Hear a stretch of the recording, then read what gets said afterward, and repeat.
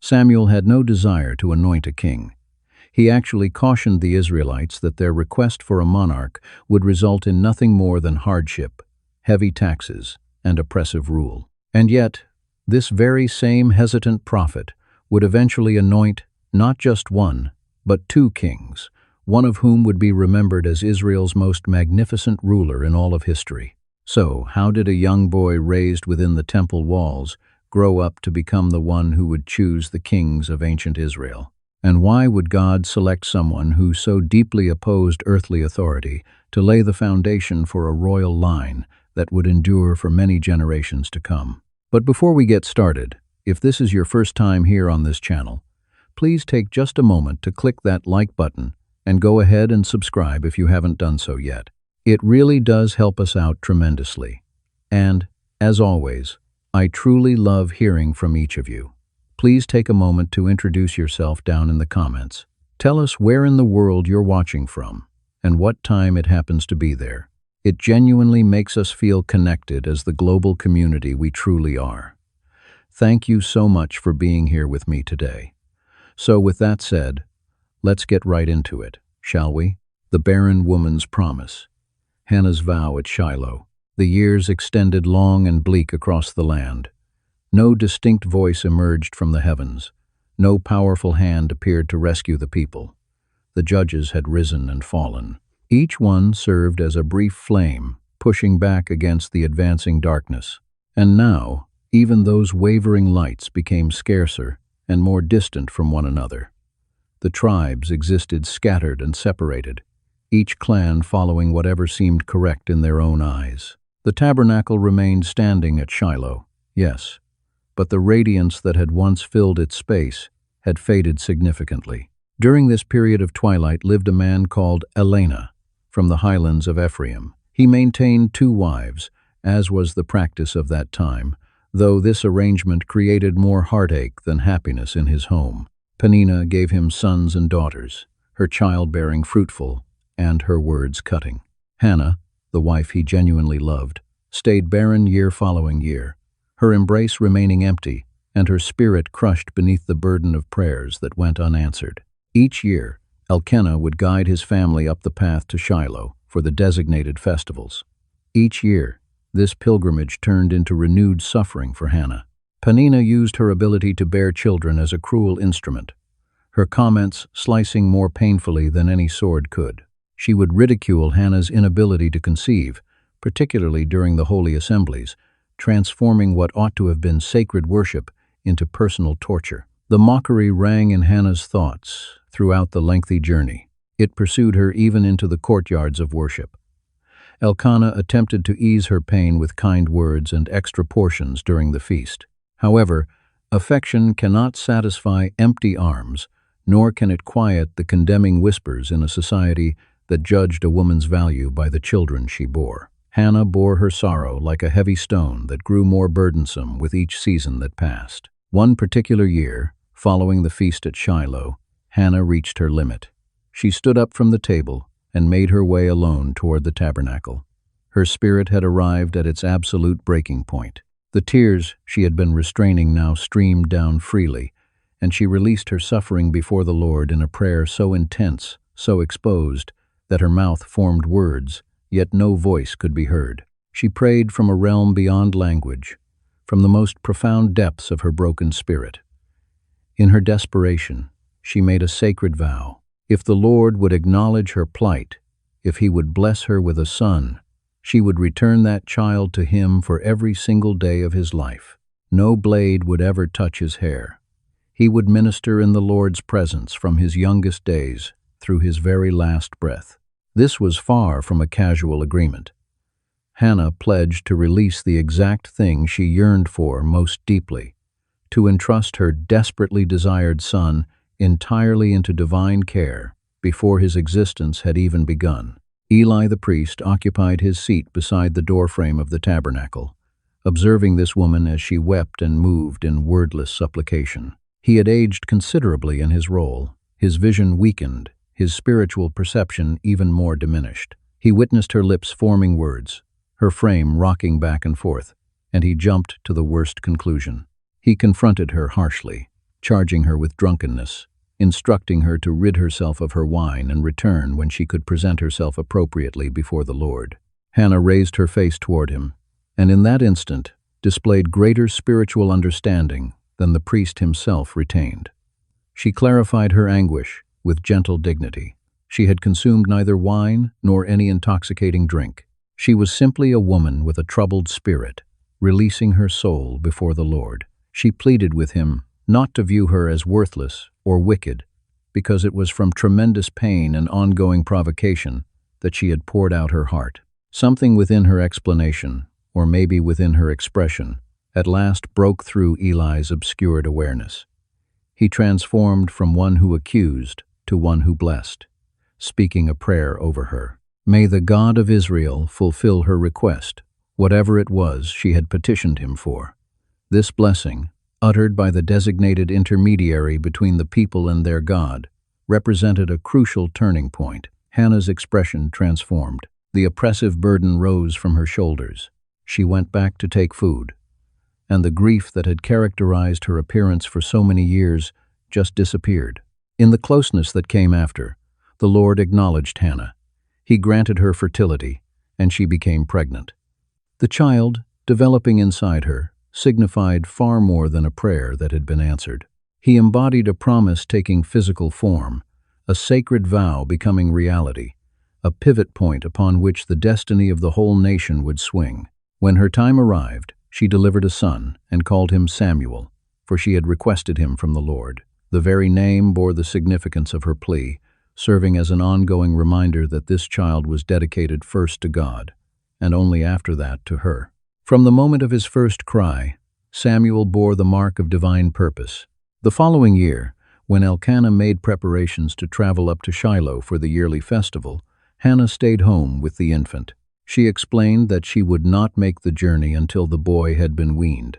Only after that would she transport him and offer him before the Lord, where he would stay for all time. The weaning period during that era frequently extended 3 years or longer, 3 invaluable years to keep her miraculous gift near, to feed him and care for him, and make ready both of their hearts for the parting that her sacred vow required. Elkanah gave his approval to her choice.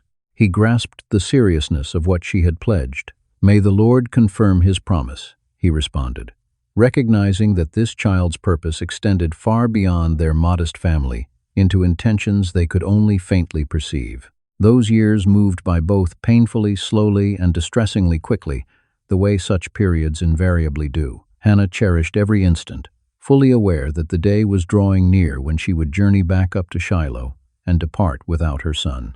The offering she had made in her moment of desperation would soon demand its completion. The child she had pleaded for would transform into the child she would give away, and through that giving away, the Lord would bring forth a voice to declare truth when every other voice had gone silent. The moral decay of the era persisted without interruption. The priests serving at Shiloh became increasingly corrupt.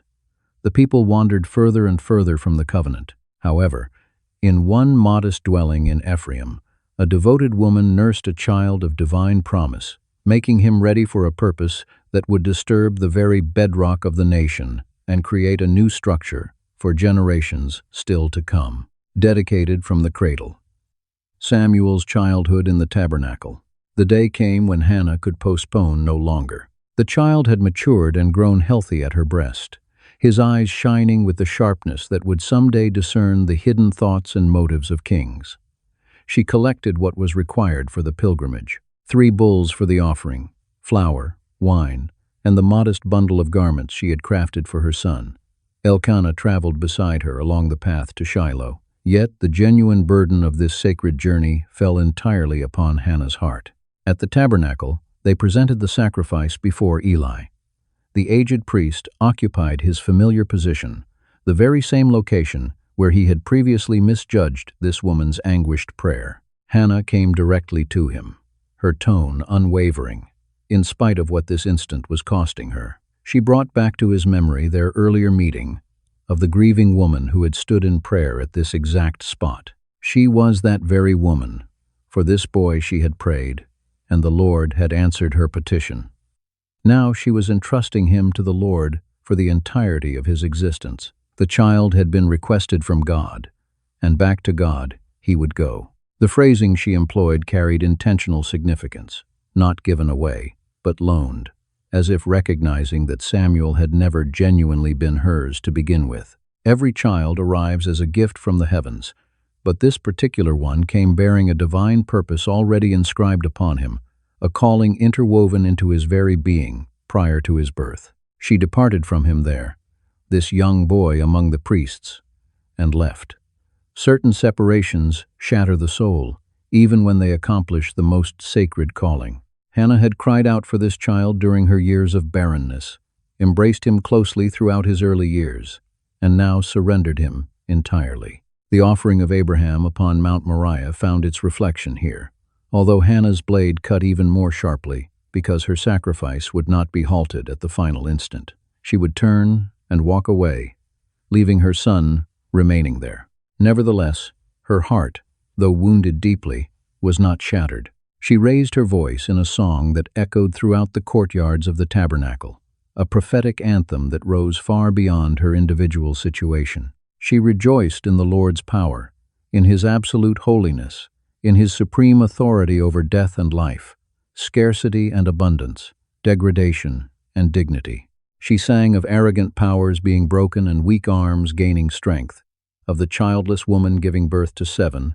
while the mother with many children grows desolate. She proclaimed that the Lord elevates the impoverished from the refuse heap and raises the desperate from the ash pile, placing them alongside royalty.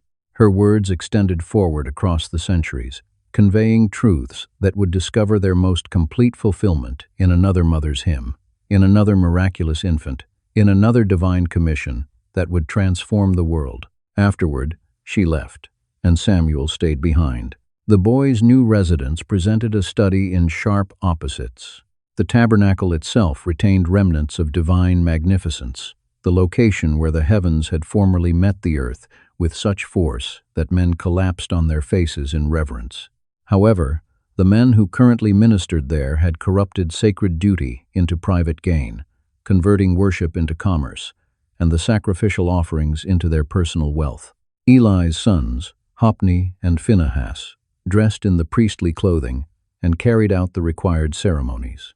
Yet their hearts had become as corrupted as their garments were meant to be pure. When worshippers presented sacrifices, these priests dispatched servants carrying 3-pronged forks to thrust into the boiling pots, claiming whatever meat surfaced for their own consumption before the fat portions had even been presented to the Lord. When people raised objections, desiring to properly burn the fat portions first, as the law commanded, the servants turned threatening. "Hand it over immediately, or we will seize it with force."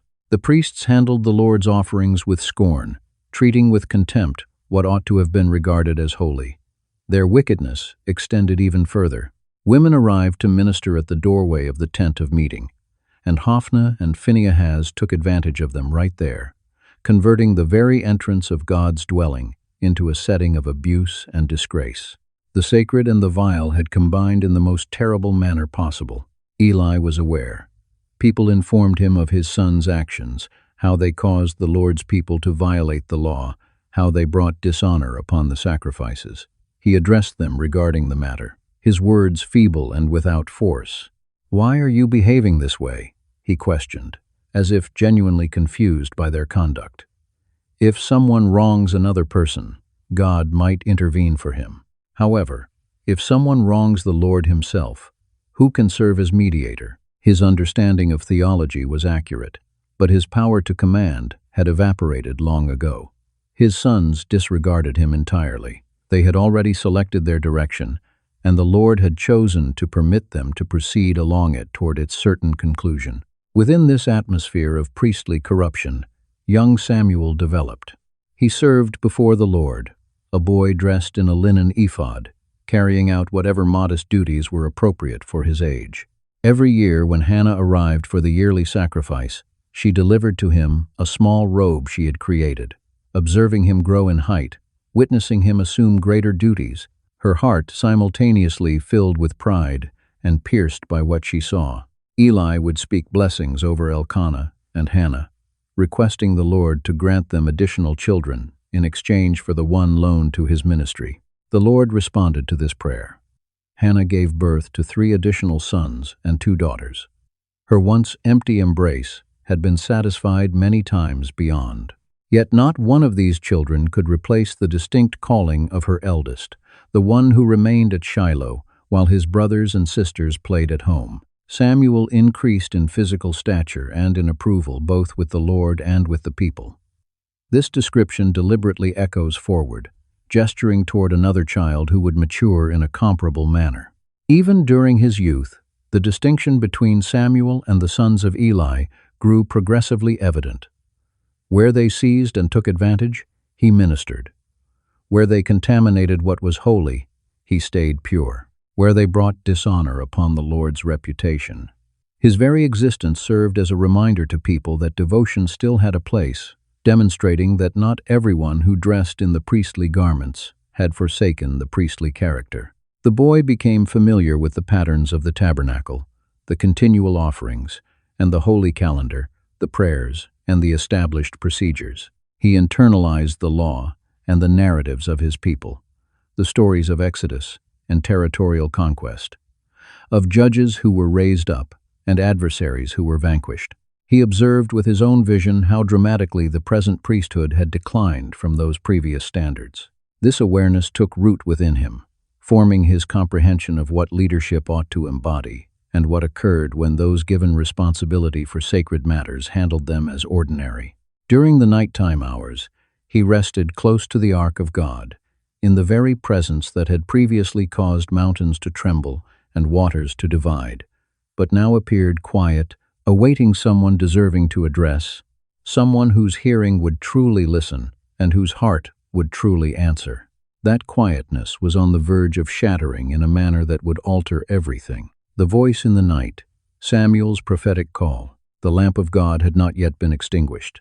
This particular detail carries greater significance than initially apparent. Within the tabernacle, the golden lampstand was meant to burn without ceasing, maintained by the priests, never permitted to go out entirely.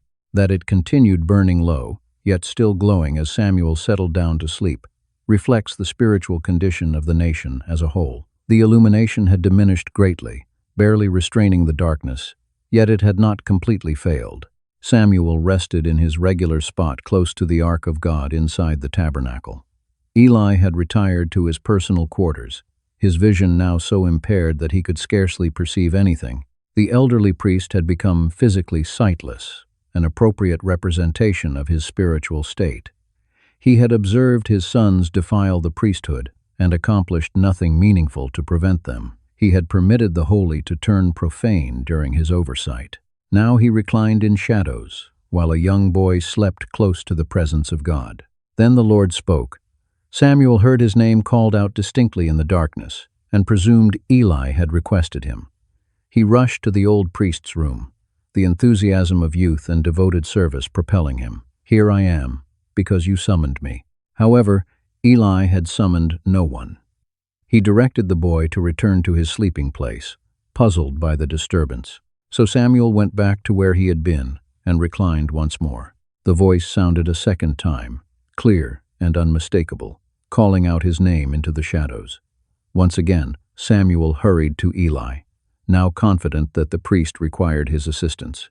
Once again, Eli stated he had not called and sent him away, though possibly a slight concern was starting to take shape in the elderly man's thoughts. The third time the Lord spoke. Samuel approached Eli yet again, and at this moment the priest comprehended. The awareness must have struck him with painful intensity. God was not addressing him, the consecrated priest, the appointed bridge between the heavens and the earth.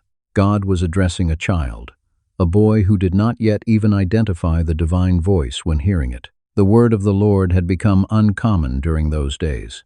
Visions appeared infrequently. Eli understood this more thoroughly than anyone else, having ministered through years of heavenly silence. Now that silence was ending, and the communication was being directed to another person. Eli gave Samuel careful instruction.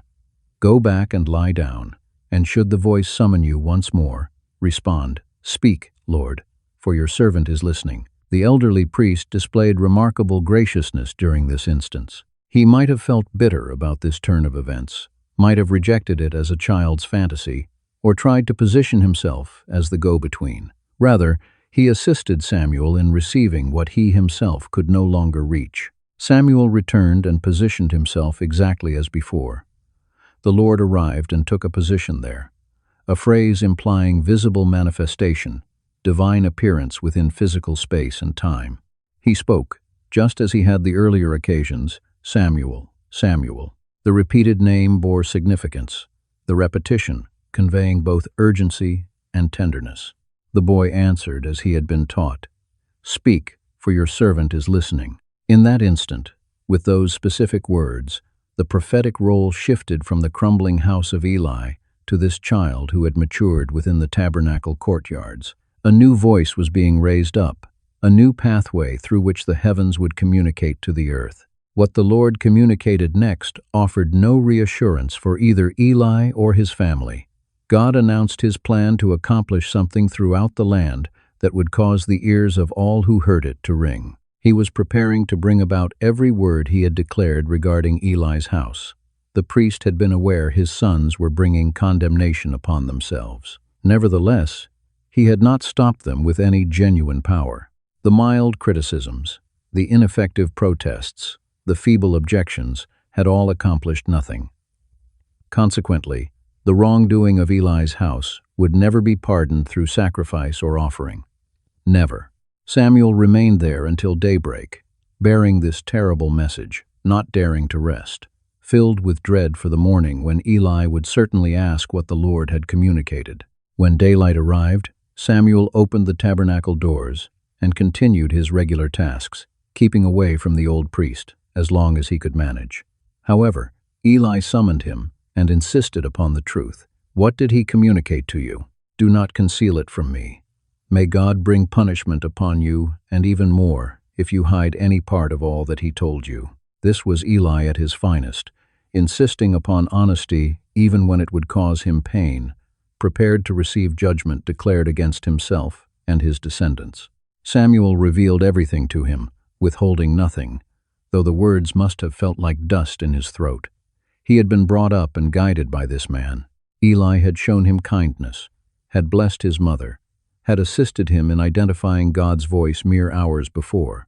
Now Samuel was required to communicate a message of unchangeable condemnation to his teacher and father figure.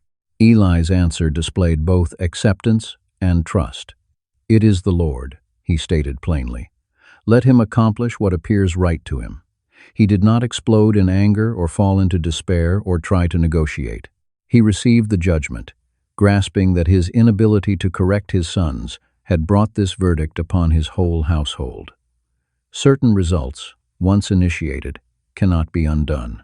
From that night onward, the Lord kept on revealing himself to Samuel at Shiloh, communicating with him through his word. As Samuel matured, all the territory from Dan in the distant north to Beersheba in the far south recognized that he had been confirmed as a prophet of the Lord. Not one of his declarations fell to the earth without fulfillment. When Samuel spoke words, it was with divine backing. When he prophesied outcomes, circumstances developed precisely as he had announced. The period of the judges was coming to its end. The period of the prophets was commencing. Standing between these two ages was a boy who had mastered the skill of identifying God's voice within the darkness, who had communicated difficult truth even when it wounded his spirit, who held within him the beginnings of Israel's future, even as the existing structure disintegrated all around him. The lamp of God shone somewhat more brilliantly now. The voice that had remained quiet for such an extended time was speaking once more. The people possessed someone to hear from, someone who received messages from heaven and conveyed those words accurately to earth. Samuel occupied the opening, serving as a connection between the collapsing past and the unpredictable future, bearing a purpose that would reconstruct the nation in manners he could not yet foresee. The word of the Lord reached Samuel, and all the territory paid attention. Ichabod and the fall of the house of Eli. The Philistines assembled their military forces for battle, a repeated danger from the coastal lowlands, advancing inland against the dispersed tribes.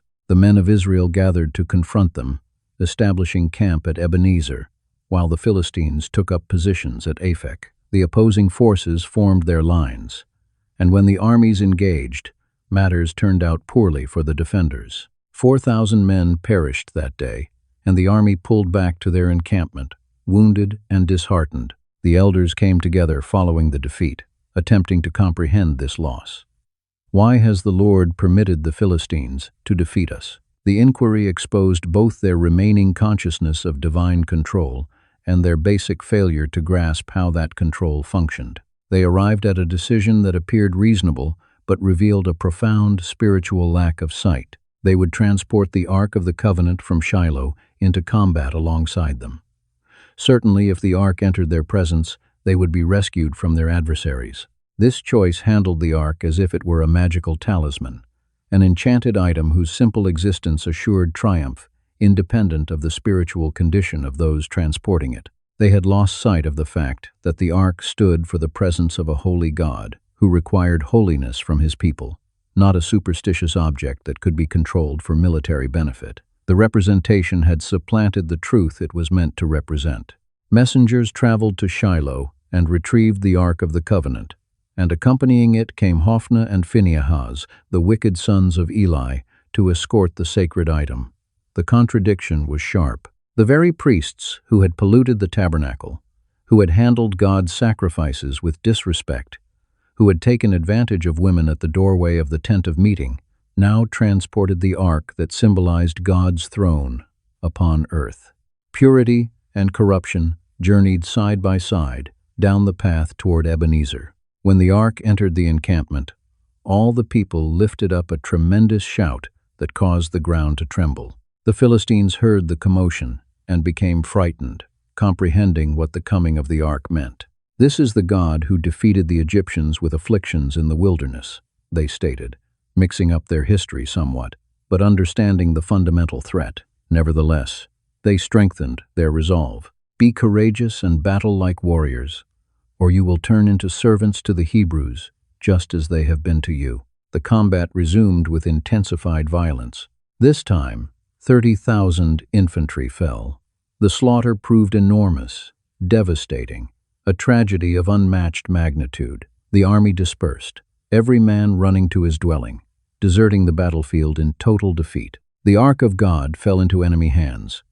This statement stands by itself, harsh and horrifying. The throne of heaven upon earth, the location where God's presence resided among his people, the mercy seat where blood received, sprinkling on the day of covering sins. The representation of the covenant itself had been taken by hostile forces. Nothing comparable to this had ever occurred.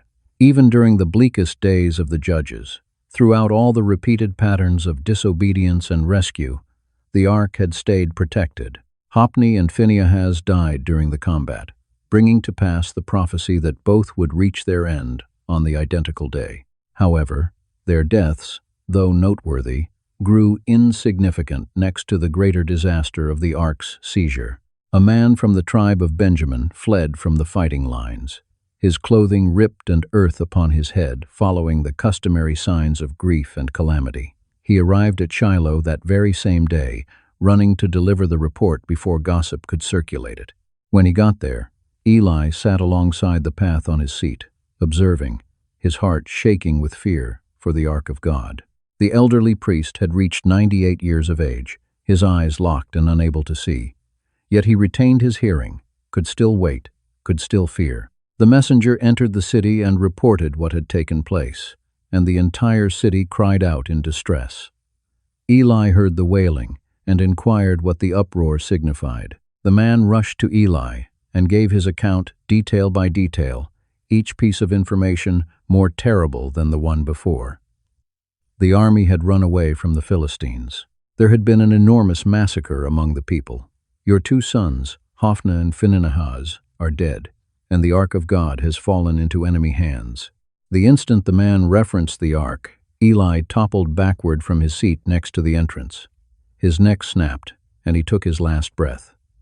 The combined shock proved too overwhelming. His sons had died, exactly as foretold, certainly. But the seizure of the ark signified something far more crushing than family tragedy. The representation of God's presence among his people had vanished, taken away by those who did not worship him. Eli had served as judge over Israel for 40 years, and now his time of leadership concluded in the most terrible manner possible, with the very presence of God apparently ripped away from the nation. Nevertheless, the catastrophe had not reached its conclusion.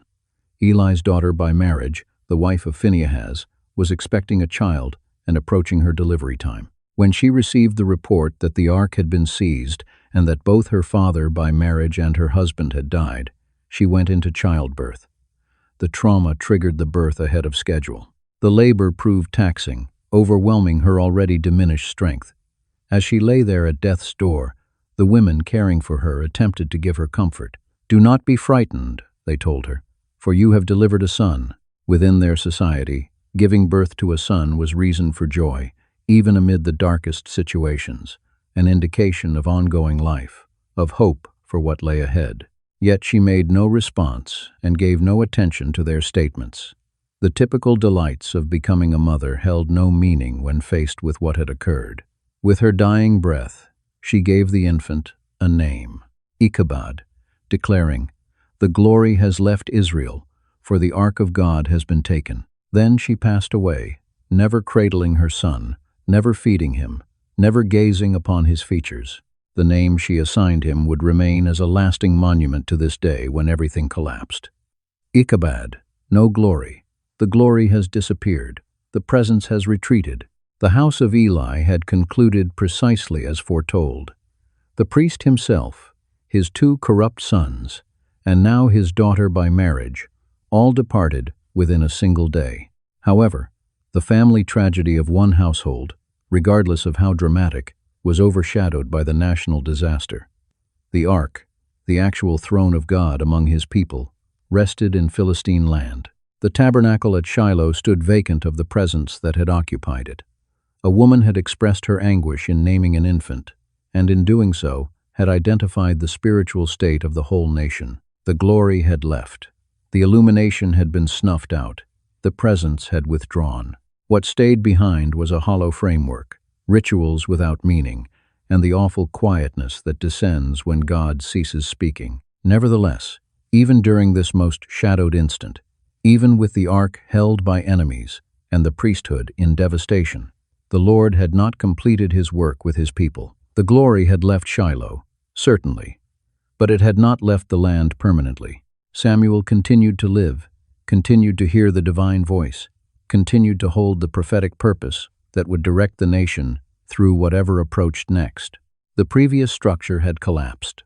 The coming one was preparing to emerge in ways nobody could yet picture. The return of the ark. God without an altar. The ark occupied Philistine land, a prize of battle that rapidly transformed into a burden. The Philistines transported it to Ashdod, one of their 5 principal cities, and positioned it within the temple of Dion, next to their god's statue. This followed standard procedure for triumphant armies, exhibiting the representations of conquered deities inside the temples of the victors as evidence of divine dominance. The following morning, the priests of Dion stepped into the temple and discovered their god lying face downward on the floor in front of the ark, as if Dion himself was prostrating in reverence. They restored the statue to an upright position once more, maybe brushing off the occurrence as random chance or ground tremor. The next morning presented a more unsettling scene. Dion lay face downward once more, but this occasion his head and his hands had been severed, positioned on the entrance threshold. Only the torso of Dion remained, a degrading dismemberment that left their god physically defeated and shattered before the presence of the Lord. The communication was crystal clear. The God of Israel was not conquered in spite of the capture of his ark. The trophy the Philistines believed they had obtained was proving that no alternative god could remain standing in his presence. The defeat at Ebenezer had not represented his inadequacy but his people's. The ark within Philistine control was not evidence of divine frailty but divine judgment being extended to encompass the enemies who had presumed excessively. Then the genuine anguish commenced. The hand of the Lord pressed heavily upon the inhabitants of Ashdod, afflicting them with painful tumors. The precise nature of this affliction stays open to debate, but the impact was evident: excruciating, degrading, and progressively widespread. Fear seized the city. When the inhabitants of Ashdod witnessed what was taking place, they determined they could not retain the ark any longer. "The God of Israel deals too harshly with us, and with Dagon, our God," they stated. "Let us transport it to a different city." The rulers of the Philistines convened and chose to relocate the ark to Gath. The affliction pursued it to that location. The Lord struck the inhabitants of that city with tumors equally, both the young and the elderly. The outcry of the city ascended to the skies, as suffering expanded throughout the population. Dread intensified. They dispatched the ark onward to Ekron. However, when it came, the inhabitants there shouted out in alarm, "They have transported the ark of the God of Israel to us, to kill us and our population." The standing of the ark had arrived ahead of it, and nobody desired this harmful prize within their borders. The Philistines found themselves in a trap. They could not annihilate the ark, could not disregard it, could not retain it without enduring pain. Following 7 months of afflictions traveling from city to city, the rulers of the Philistines at last called together their priests and fortune-tellers for guidance. What ought they to do with this hazardous item? How could they dispatch it in a way that would terminate their anguish? The religious authorities devised an experiment that would establish whether the afflictions had genuinely originated from the God of Israel or were simply unfortunate happenstance. They directed the people to construct a new cart and take 2 milk cows that had never been placed under a yoke. They were to separate the cows' nursing calves from them and confine them. Then attach the cows to the cart, bearing the ark and gifts of golden tumors and golden mice, symbols of the afflictions that had struck them.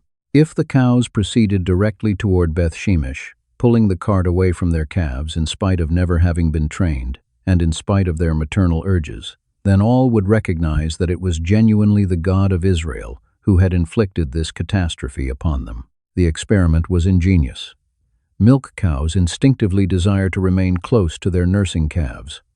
Untrained animals do not usually pull carts along straight paths toward particular locations.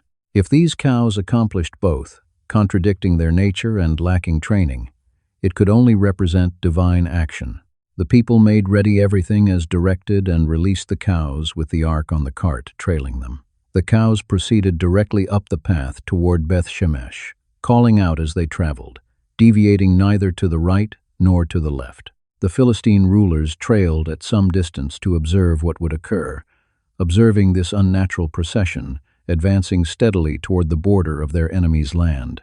Beth-Shemesh was a priestly city within the land allocated to the tribe of Levi.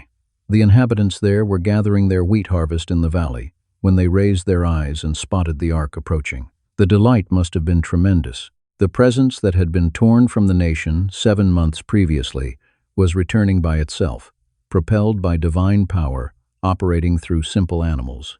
The cart reached the field belonging to Joshua of Beth-Shemesh and halted there next to a substantial stone. The people broke apart the wood of the cart and presented the cows as a burnt sacrifice to the Lord, employing the very instruments of the ark's return as the materials for worship. The Levites brought down the ark and the container holding the golden gifts and positioned them on the substantial stone. However, the delight of return was combined with judgment. Certain men of Beth-Shemesh peered into the ark, breaking the rigid instructions about coming near the sacred item. The Lord struck down 70 men for this boldness. The text is explicit. They looked inside the ark, handling carelessly what was intended to be approached with absolute reverence. Even in its homecoming, even among the Lord's very own people, the ark proved that the holy God it stood for would not accept boldness or disrespect. The inhabitants of Beth-Shemesh grieved their dead and posed the essential question: who possesses the ability to stand before the Lord, this holy God?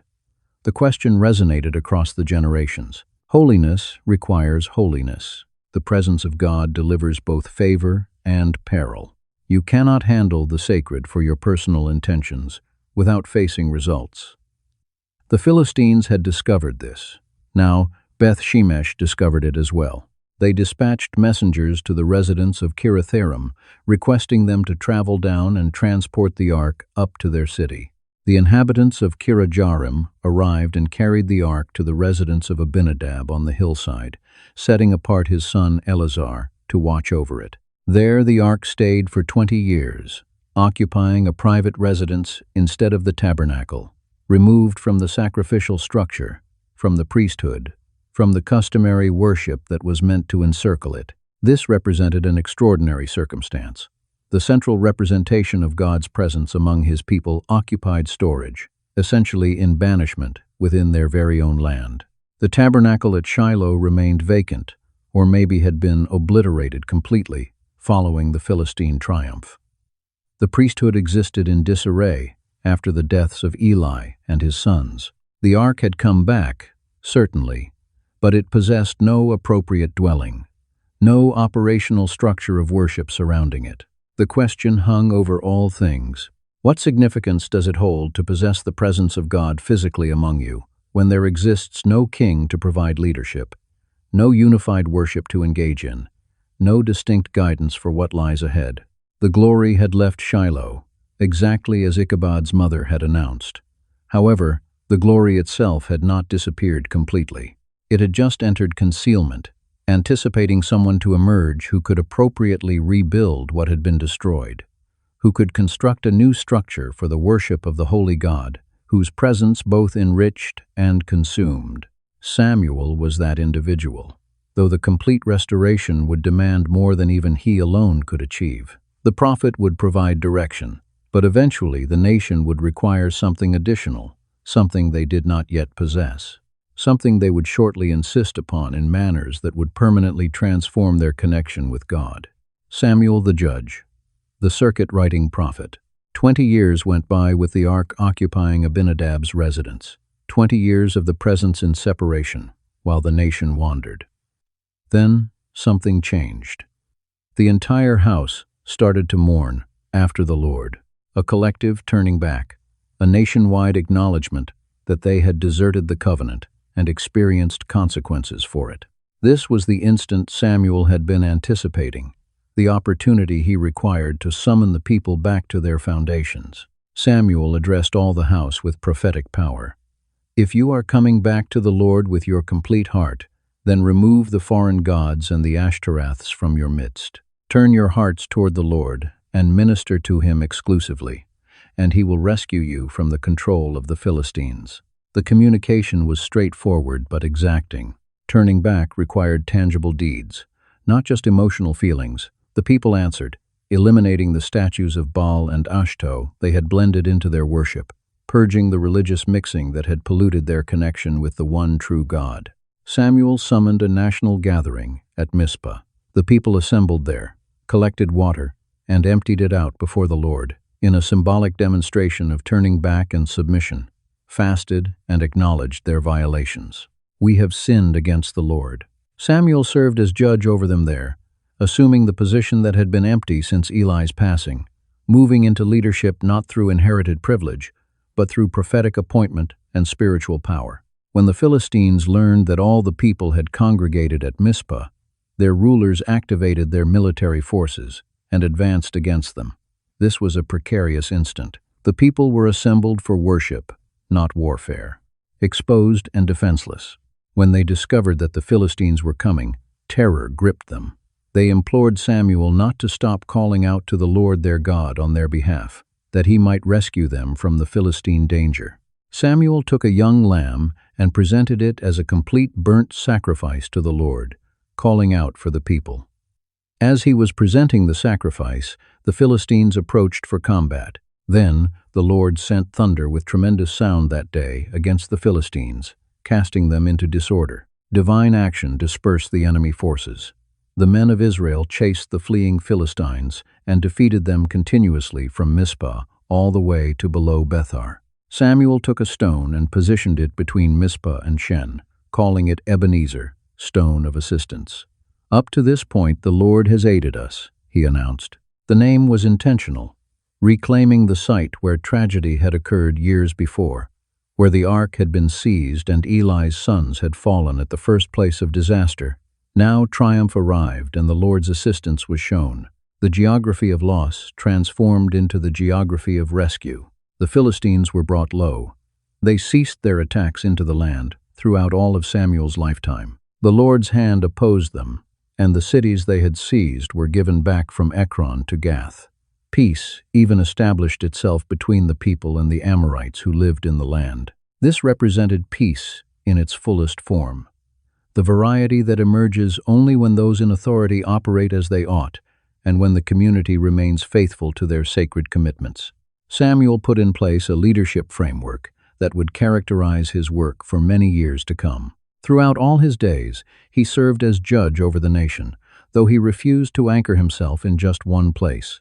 Year after year, he would trace a deliberate path, beginning from Rama, his home base, moving onward to Bethel, continuing to Gilgal, then to Mizpah, bringing his judgments to the people in every one of these locations. When his circuit was complete, he would make his way back to Rama, the place where he maintained his residence, and there too he would judge. In Rama, he constructed an altar dedicated to the Lord, establishing a place of worship right in the town where he lived. This traveling ministry model ensured that Samuel delivered both justice and spiritual guidance straight to the people themselves, rather than making them journey to some far-off central sanctuary.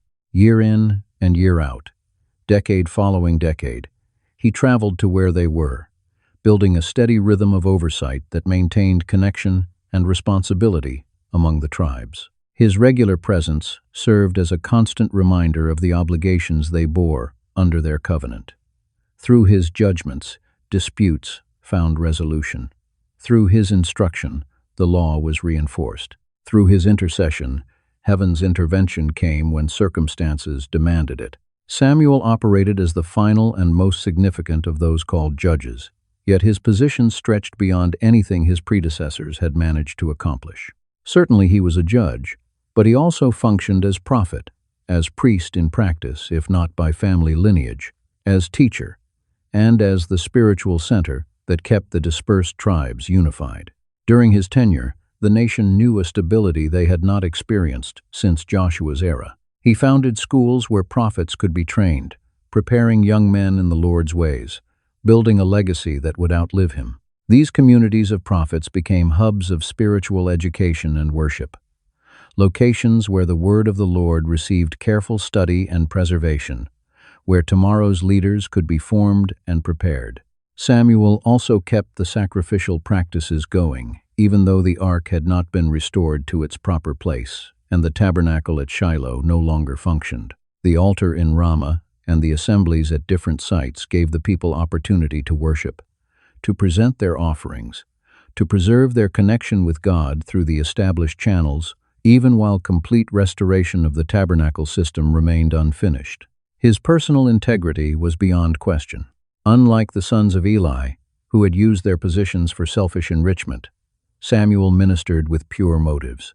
Unlike earlier judges, who frequently displayed serious character defects, Samuel conducted himself blamelessly in the sight of both God and the people. His family was well ordered, his rulings were fair, his prophetic words proved reliable. When Samuel delivered a message, people paid attention because they recognized he spoke only what the Lord had entrusted to him. This pattern continued for many years, a prolonged season of relative tranquility and sound governance under prophetic oversight. The Philistine threat remained contained. The people generally maintained covenant faithfulness. Justice flowed across the land as Samuel completed his yearly rounds. The nation operated the way it was designed to operate, not flawlessly perhaps, but far superior to the dark period of the judges who had come before him. Still, Samuel aged, and the matter of who would follow him began to cast its shadow. He designated his sons to serve as judges, but their paths diverged from his. They pursued dishonest gain, accepted bribes, and twisted justice. The troubling pattern threatened to repeat itself. Just as the sons of Eli had corrupted their sacred responsibilities, Samuel's sons now proved themselves unfit for the authority their father had wielded with such excellence. The elders observed this situation with increasing alarm. They remembered all too well what happened when corrupt individuals occupied positions of spiritual and civic power. They had lived through the chaos of the Judges era, when each person pursued whatever seemed right in their own estimation. They had prospered under Samuel's righteous oversight, and could clearly see it would not extend through his children. Therefore, they reached a decision that would transform everything. They would approach Samuel and insist on something unprecedented, something the nation had never possessed, something that would address the succession crisis but generate tensions nobody fully foresaw. Their demand would be for a king. Israel turns away from God as their sovereign. The elders assembled as a group and traveled to Samuel at Rama. This was no informal visit or standard consultation. They arrived as representatives speaking for the tribes, presenting a proposal they had thoughtfully discussed and unanimously endorsed. Samuel had visibly aged before them, having served with dedication for decades. But time was exacting its price, and the question of what lay ahead could no longer be postponed. They presented their case without hesitation. "You have grown old, and your sons have not followed your example. Designate a king to govern us, like all the surrounding nations." The request touched on real concerns. Samuel's advanced age meant his ministry could not extend much further. His sons had demonstrated their unworthiness as successors, echoing the failures of Eli's sons in the previous generation. The requirement for stable, righteous leadership was genuine and urgent. However, the remedy they suggested marked a fundamental transformation in how the nation conceived of itself. Like all the surrounding nations, they stated. This phrase carried tremendous significance. From their very inception, they had been summoned to stand apart from the nations surrounding them, consecrated, holy, governed directly by God through judges and prophets he personally raised up. The entire purpose of their existence was to model what a people looked like when they acknowledged the Lord as their sovereign. Now they wanted to discard that unique calling and embrace the governing framework of their pagan neighbors. The proposal troubled Samuel deeply. He could perceive what lay underneath their concerns about succession. This was not genuinely about the shortcomings of his sons, though those shortcomings were real enough. This was about desiring conformity with everyone else, about abandoning the distinctive relationship they maintained with God in exchange for human monarchy, resembling what the surrounding nations possessed. Samuel brought the matter to the Lord in prayer, carrying his disappointment and distress to the only source of wisdom that truly mattered. The Lord's answer must have affected Samuel in conflicting ways. "Give the people what they are asking for, because they have not rejected you, but they have rejected me from reigning over them." This was at once reassuring and crushing. Samuel had not failed on a personal level. The people's dissatisfaction was not actually centered on him or even on his sons.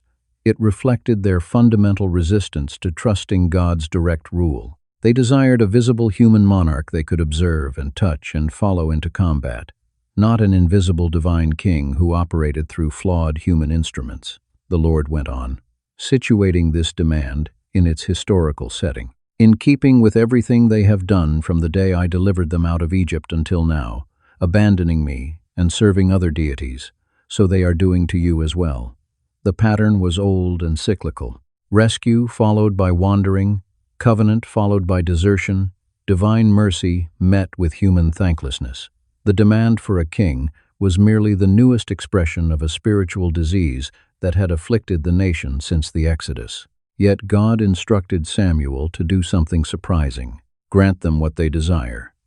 Heed their voice, but also give them a solemn warning, and explain to them the manner of the king who will rule over them. This represented a profound act of divine allowance.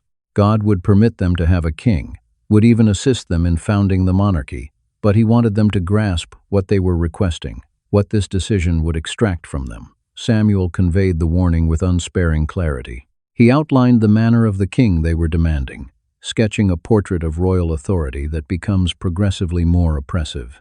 "The king will conscript your sons and assign them to his chariot forces and make them his horsemen, and some will run ahead of his chariots.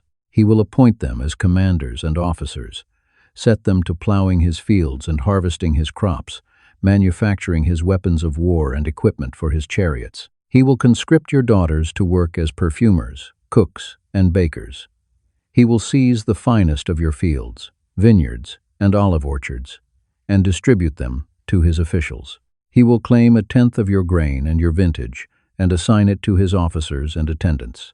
He will take your male and female servants, the finest of your young men and your donkeys, and put them to his service. He will take a tenth of your flocks, and you yourselves will end up as his servants.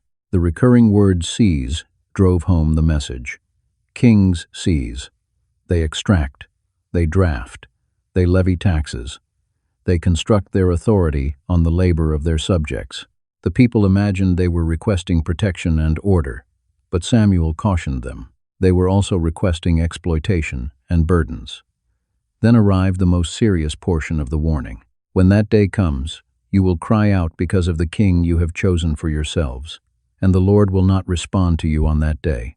This was the critical consequence. Once they made this choice, once they installed human monarchy, they would be required to live with whatever that monarchy evolved into. When the king they selected became oppressive, when the system they demanded grew corrupt, they would call out for deliverance, and God would not step in to rescue them from the consequences of their own decision.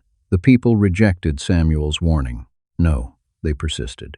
We will have a king over us, so that we also may resemble all the nations, and so that our king may govern us and lead us into battle and fight our wars. They wanted what they wanted. The warnings failed to discourage them. The promise of eventual regret did not alter their position. They had observed the nations around them with their visible monarchies, their professional armies, their concentrated power, and they desired the same.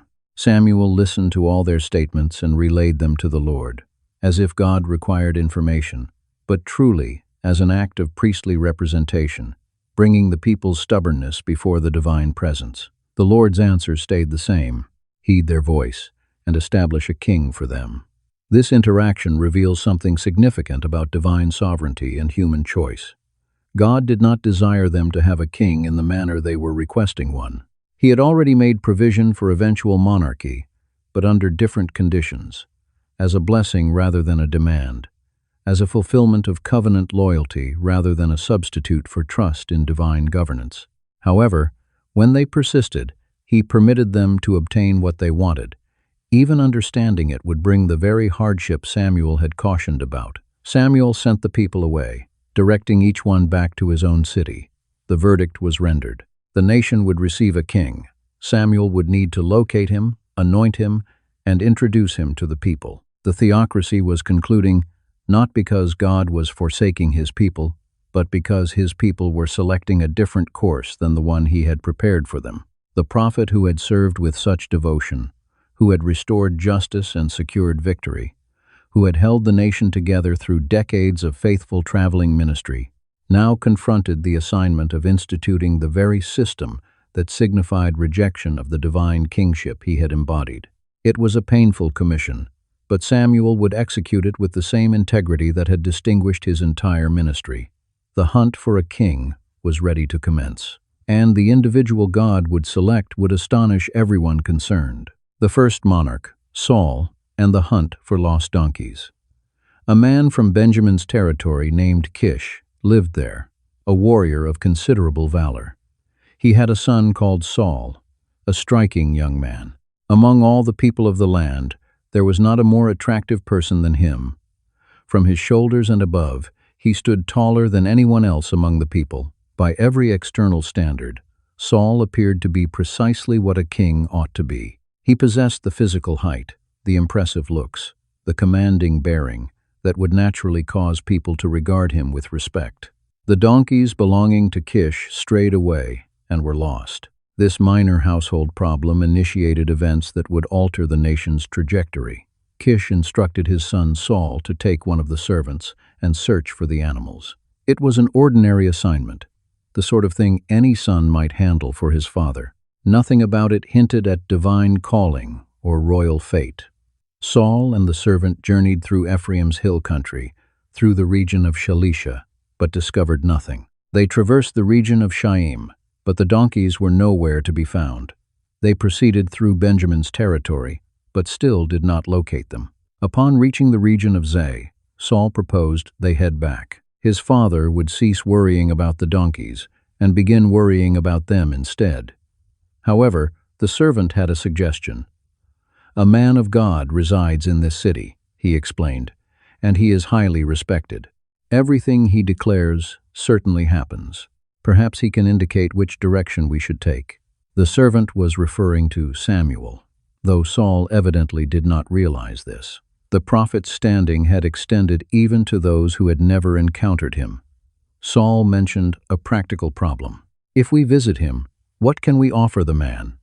The provisions in our packs are depleted, and we have no gift to present to the man of God. What do we possess?" The servant had an answer. He carried a 1/4 shekel of silver. They could present that to the man of God, and he would guide them on their way. They headed toward the city where the man of God was located. As they climbed the hill approaching the city, they encountered young women emerging to draw water and inquired whether the seer was present. The designation seer represented the older terminology for prophet, as the narrative carefully notes. A reminder that Samuel connected 2 periods, the former and the present. The young women provided them with precise directions. "Yes, he is here. He is just beyond you. Move quickly now, because he has arrived in the city today, since the people are conducting a sacrifice at the high place. As you enter the city, you will encounter him before he ascends to the high place to eat. The people will not begin eating until he arrives, because he must pronounce blessing on the sacrifice. Following that, those who have been invited will eat. Proceed now, because you will locate him right away." What Saul remained unaware of was that the previous day, the Lord had disclosed something to Samuel. "Tomorrow, approximately at this hour, I will direct to you a man from Benjamin's territory, and you shall anoint him to be commander over my people, so that he may deliver my people from the Philistines. For I have observed my people, because their appeal has reached me." This was the response to their insistence on a king, but expressed in divine intention rather than human desire. The king would indeed come, but he would arrive as deliverer, as one designated to accomplish God's purposes. When Samuel caught sight of Saul, the Lord confirmed to him, "Here is the individual of whom I spoke to you. This one shall govern my people." Saul came near to Samuel in the gateway, unaware of whom he was addressing, and inquired where the seer's residence was. Samuel disclosed his identity and extended an invitation to Saul to ascend to the high place with him. They would share a meal together that day, and when morning arrived, Samuel would reveal to him everything that occupied his thoughts and send him on his journey. Regarding the donkeys that went missing 3 days earlier, Samuel mentioned casually, "Do not be concerned about them, because they have been recovered. But on whom does all the longing of the land rest? Is it not on you and on your entire father's household?" This was the initial indication of what was approaching, a mysterious reference to the larger design behind this apparently accidental encounter. Saul answered, with authentic humility, "Am I not from Benjamin, from the tiniest of the tribes? And is not my family the most insignificant of all the families within the tribe of Benjamin? For what reason, then, do you address me in this manner?" Benjamin was truly the smallest tribe, almost eliminated in the civil conflict, documented at the conclusion of the Book of Judges. That the initial king would emerge from this tribe was unforeseen, a selection that contradicted political reasoning. Samuel brought Saul and his servant into the hall, assigning them a position at the head of the invited guests, totaling approximately 30 individuals. He instructed the cook to present the portion he had reserved, and the cook brought the thigh and placed it before Saul. Samuel clarified that it had been preserved for him for this designated occasion. Saul dined with Samuel that day, given honor above all the remaining guests, though he did not yet comprehend why. They descended from the high place into the city, and Samuel conversed with Saul on the rooftop of his residence. They awakened early, and at daybreak, Samuel summoned to Saul on the roof to rise so he could dispatch him on his journey. As they proceeded toward the city's edge, Samuel instructed Saul to send the servant on ahead so he could reveal to him the word of God. When they were by themselves, Samuel took a container of oil and poured it upon Saul's head, kissed him, and declared, "Has not the Lord anointed you to be commander over his inheritance?" This was the private anointing, the concealed installation prior to the public disclosure. The oil designated Saul as consecrated, chosen, divinely appointed to leadership over God's people. Samuel provided Saul with particular signs that would validate this anointing.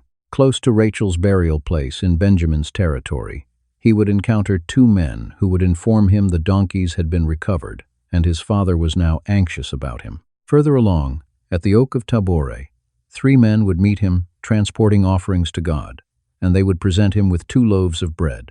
Finally, when he arrived at the hill of God, where the Philistine outpost was positioned, he would meet a company of prophets descending from the high place, and the Spirit of the Lord would come powerfully upon him. He would prophesy alongside them and be transformed into a different man. All these signs occurred precisely as Samuel had indicated. When Saul departed from Samuel, God granted him a different heart.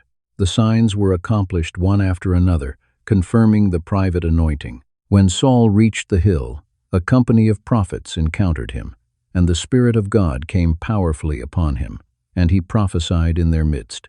People who had previously known him witnessed this and were astounded. What has happened to the son of Kish? Is Saul truly among the prophets? The expression became a common saying, employed whenever someone behaved completely contrary to their nature. However, the public disclosure still remained ahead. Samuel assembled the people before the Lord at Mizpah and reminded them of what the Lord had accomplished for them, delivering them from Egypt, rescuing them from all who had oppressed them. Yet you have turned away from your God, who delivers you from all your troubles and afflictions, and you have declared, "No, but establish a king over us." Now, then, position yourselves before the Lord according to your tribes and according to your clans. Samuel presented all the tribes, and the tribe of Benjamin was selected by lot. Then the families of Benjamin were presented, and the family of Matri was selected.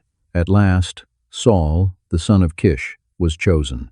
But when they searched for him, he could not be located. He had concealed himself among the supplies. They inquired of the Lord regarding the man's whereabouts, and the Lord responded, "Look, he has hidden himself among the supplies." They hurried and retrieved him from there.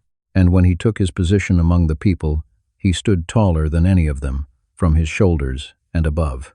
Samuel announced to all the people, "Do you observe him whom the Lord has selected? There is no one comparable to him among all the people." And all the people shouted, "Long live the king!"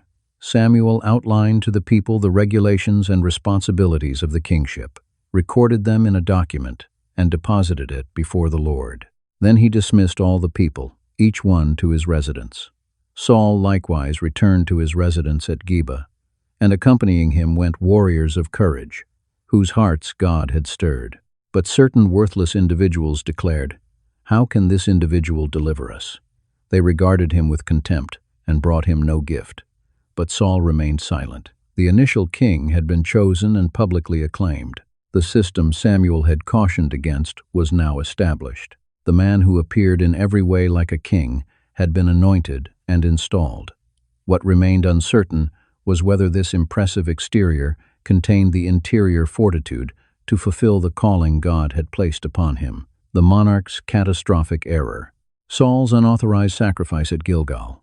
Saul had reigned for a period when the Philistine danger rose again with crushing strength. They gathered to wage war against the land with 3,000 chariots, 6,000 horsemen, and troops as countless as the sand on the seashore. They advanced and established camp at Michmash, to the east of Beth-aven, a tactical position that menaced the heart of the territory. When the soldiers recognized that they faced serious trouble, that the army was under severe pressure, they concealed themselves in caves, in crevices, in rocks, in burial chambers, and in cisterns. Some crossed the Jordan into the territory of Gad and Gilead. Terror seized the population. The formidable Philistine army had destroyed whatever assurance Saul's initial victories had constructed. Saul stayed at Gilgal, and all the troops followed him, shaking with fear. He remained there 7 days, the duration designated by Samuel. This detail carries enormous weight. Samuel had provided explicit instructions regarding when he would arrive at Gilgal to present sacrifices and reveal to Saul what action to take. The prophet had established clear boundaries, defining his position as the spiritual authority who would pursue divine direction while Saul managed the military dimensions of leadership. However, Samuel did not arrive within the 7 days Saul anticipated, and the troops started to desert from him. The army was dissolving, abandoning in the presence of the Philistine danger. Each day that elapsed without Samuel's appearance meant additional men slipping away into the wilderness, more warriors concluding that caution surpassed courage. Saul observed his force dwindling and felt the urgency increasing. He reached a decision that appeared pragmatic, even essential in the moment. "Bring the burnt offering and the peace offerings to me," he ordered. Then he presented the burnt offering himself, assuming a position that belonged solely to the priesthood, to Samuel, particularly in this circumstance. The sacrifice was intended to pursue the Lord's blessing before combat, to guarantee divine approval on the military operation. Saul calculated that he could not afford to delay any longer, that the disintegrating army and the threatening Philistine presence demanded immediate action. The moment he had completed presenting the burnt offering, Samuel appeared. The timing was crushing. If Saul had delayed just moments further, if he had maintained his position at the designated time despite the urgency, Samuel would have conducted the sacrifice appropriately, and the catastrophe could have been prevented. However, Saul had acted according to his own authority, assuming the prophetic and priestly responsibilities, showing that anxiety about circumstances exceeded reverence for God. Samuel arrived to welcome him, and Saul went out to greet him, perhaps hoping to clarify, to rationalize, to make Samuel comprehend the impossible situation he had faced. However, before Saul could present his reasoning, Samuel posed a straightforward question: "What have you accomplished?" Saul's answer exposed his mental state.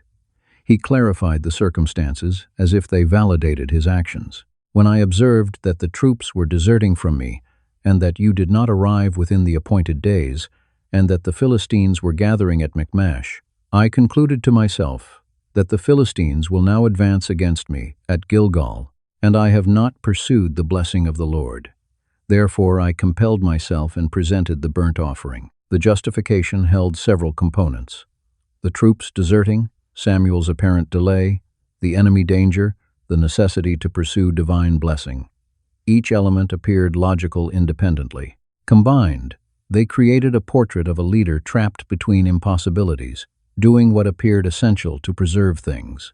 The expression, "I compelled myself," indicates Saul recognized this was improper, even as he executed it, that he acted contrary to his better understanding out of desperation. Samuel's answer penetrated through all the justifications with severe clarity. "You have acted foolishly. You have not observed the instruction of the Lord your God, which he directed you. For then the Lord would have secured your kingdom over the land permanently. But now your kingdom shall not endure. The Lord has identified a man according to his own heart, and the Lord has appointed him to be commander over his people because you have not observed what the Lord instructed you." This declaration signified the commencement of the conclusion for Saul's dynasty. The kingdom would not transfer to his sons. God had already recognized someone else, a man according to his own heart who would succeed Saul's line. The examination had been straightforward. Would Saul rely on God's timing and God's designated representative? Or would he assume control when circumstances became challenging? Saul had failed the examination, and the failure disclosed something essential about his nature. He would govern by expediency rather than conviction, by anxiety about circumstances rather than reverence for God, by what appeared to function in the moment rather than by devoted obedience to explicit instructions. This tendency would recur and intensify as his reign progressed. Samuel departed and ascended from Gilgal to Gibeah of Benjamin, leaving Saul to confront the Philistine danger with a dramatically diminished force. Saul tallied the troops who remained with him, and they numbered approximately 600 men. The army that had commenced much larger had been reduced through desertion and terror. Now these 600 had to face the enormous Philistine force that had generated such panic initially. What ensued was a military operation distinguished by the bravery of Saul's son Jonathan rather than the king's own oversight.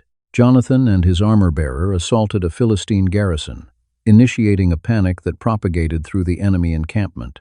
The Lord cast the Philistines into disorder, and what could have been a catastrophic defeat transformed into an improbable victory. However, the success belonged more to Jonathan's faithful courage than to Saul's guidance. Throughout the confrontation, Saul made progressively irrational decisions. He imposed a hasty oath on the soldiers, prohibiting them from eating until evening, undermining his own army in pursuit of an impulsive vow. Jonathan, uninformed of the oath, consumed some honey and was revitalized by it. When Saul learned of this, he was prepared to execute his own son for the transgression until the troops intervened and prevented it. The tendency established at Gilgal persisted throughout Saul's reign. He responded on impulse, made choices driven by anxiety or arrogance, and repeatedly showed that he lacked the spiritual foundation essential to guide God's people in God's manner. The unauthorized sacrifice was not a singular incident, but a disclosure of nature, an opening into a heart that would reliably select self-preservation over faithful obedience. The kingdom had been pledged to Saul's line if he had proceeded in obedience. That pledge was now revoked.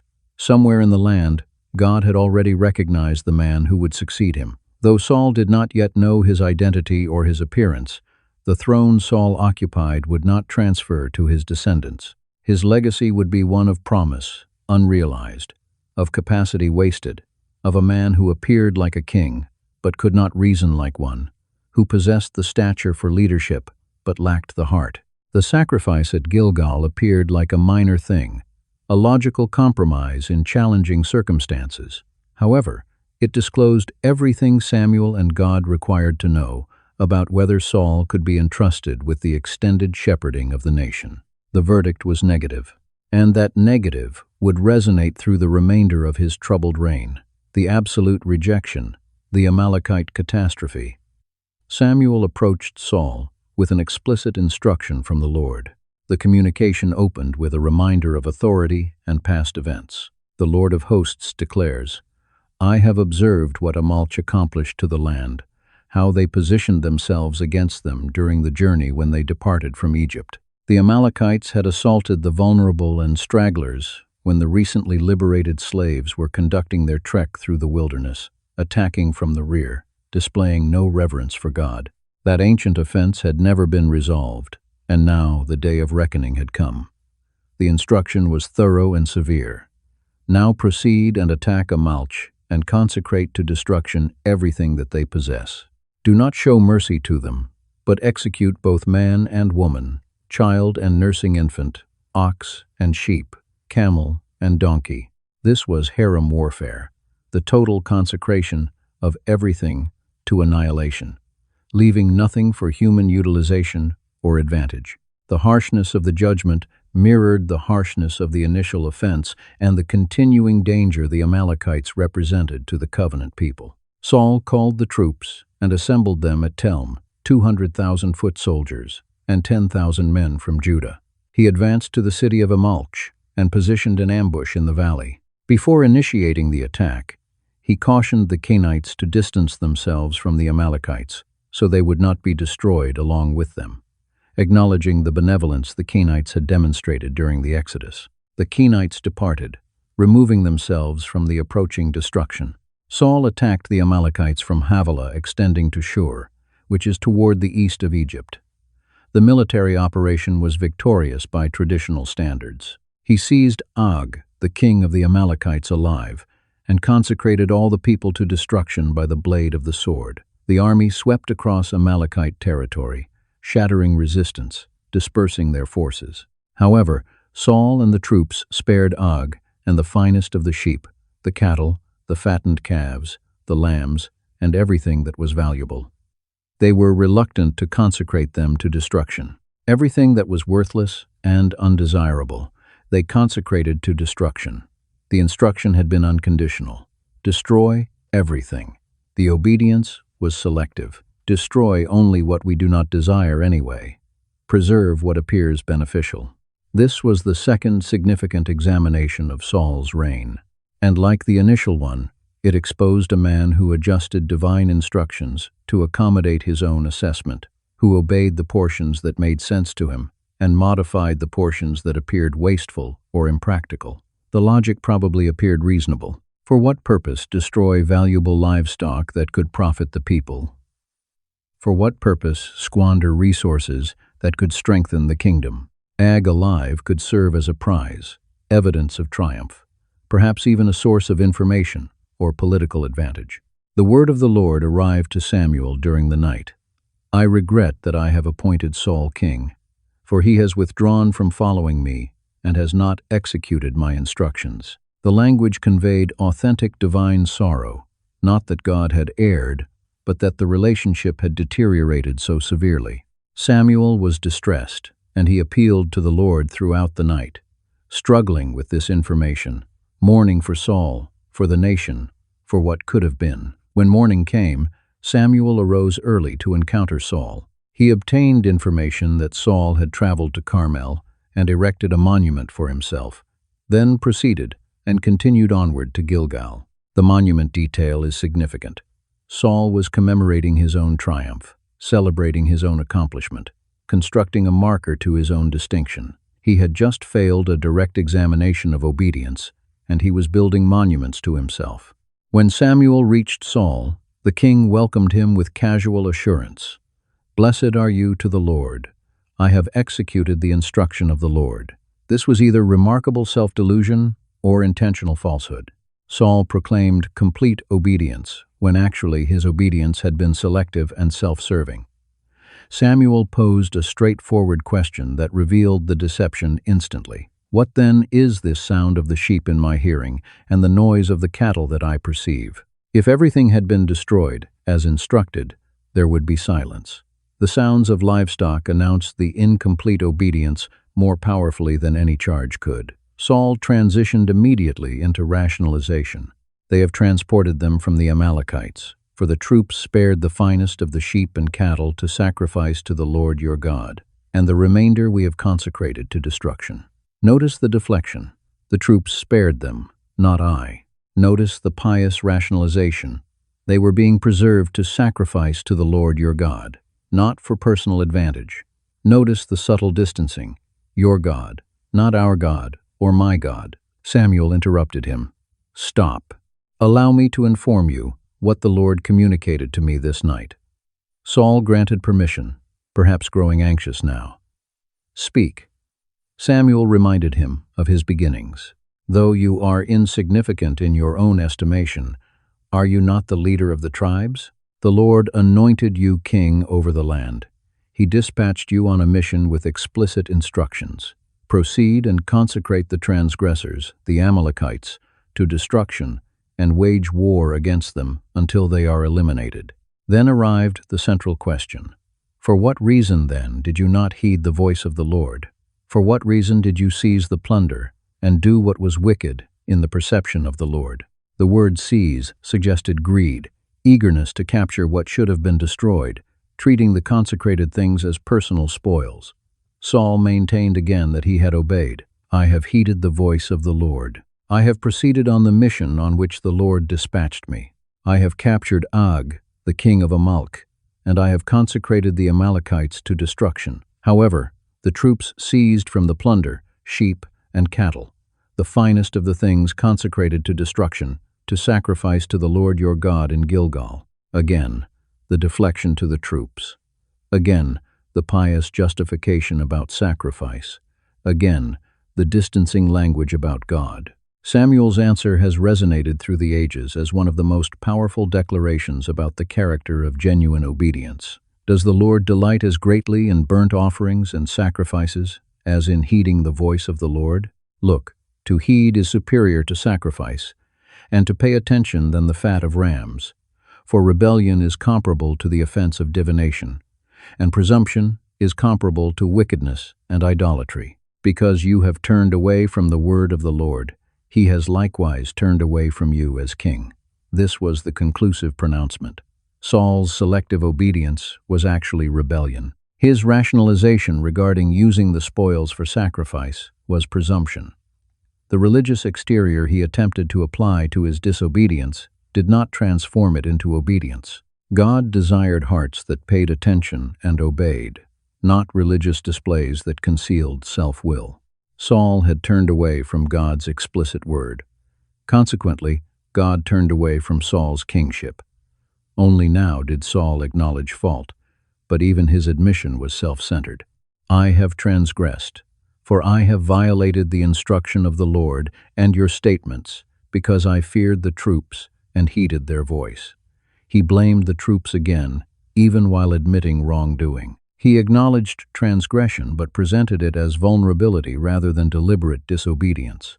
Then he pleaded for forgiveness and requested Samuel to accompany him so he could worship the Lord. Samuel declined. I will not accompany you, for you have turned away from the word of the Lord, and the Lord has turned away from you as king over the land. As Samuel pivoted to depart, Saul seized the edge of his garment, and it ripped. Samuel seized upon this as a prophetic symbol. The Lord has ripped the kingdom from you this day, and has given it to a neighbor of yours who is superior to you. The ripping of the garment became a representation of the ripping away of the kingdom itself.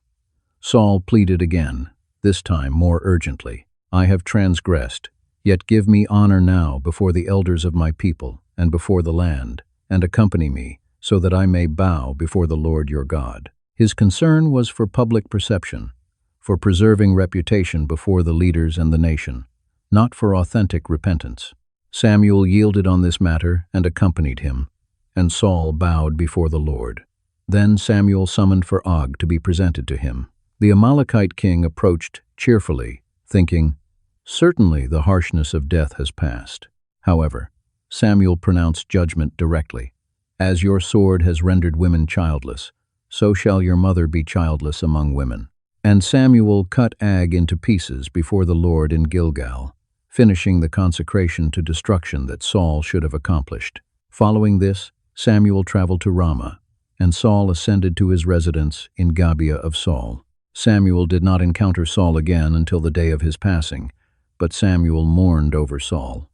The separation was total. The prophet who had anointed this king now grieved him as one already departed. The Lord regretted that he had appointed Saul king over the land. 2 examinations, 2 failures. At Gilgal, the initial time Saul had assumed the priestly position out of anxiety and impatience. Now, with the Amalekites, he had adjusted explicit divine instructions to accommodate his own assessment and advantage. The tendency was confirmed beyond question. Saul would not proceed in straightforward obedience. He would not rely on God's wisdom over his own. He would not sacrifice his preferences on the altar of divine instruction. The kingdom was ripped from him, though he would continue to wear the crown for years. The superior neighbor Samuel had referenced was already identified, already known to God, soon to be disclosed and anointed.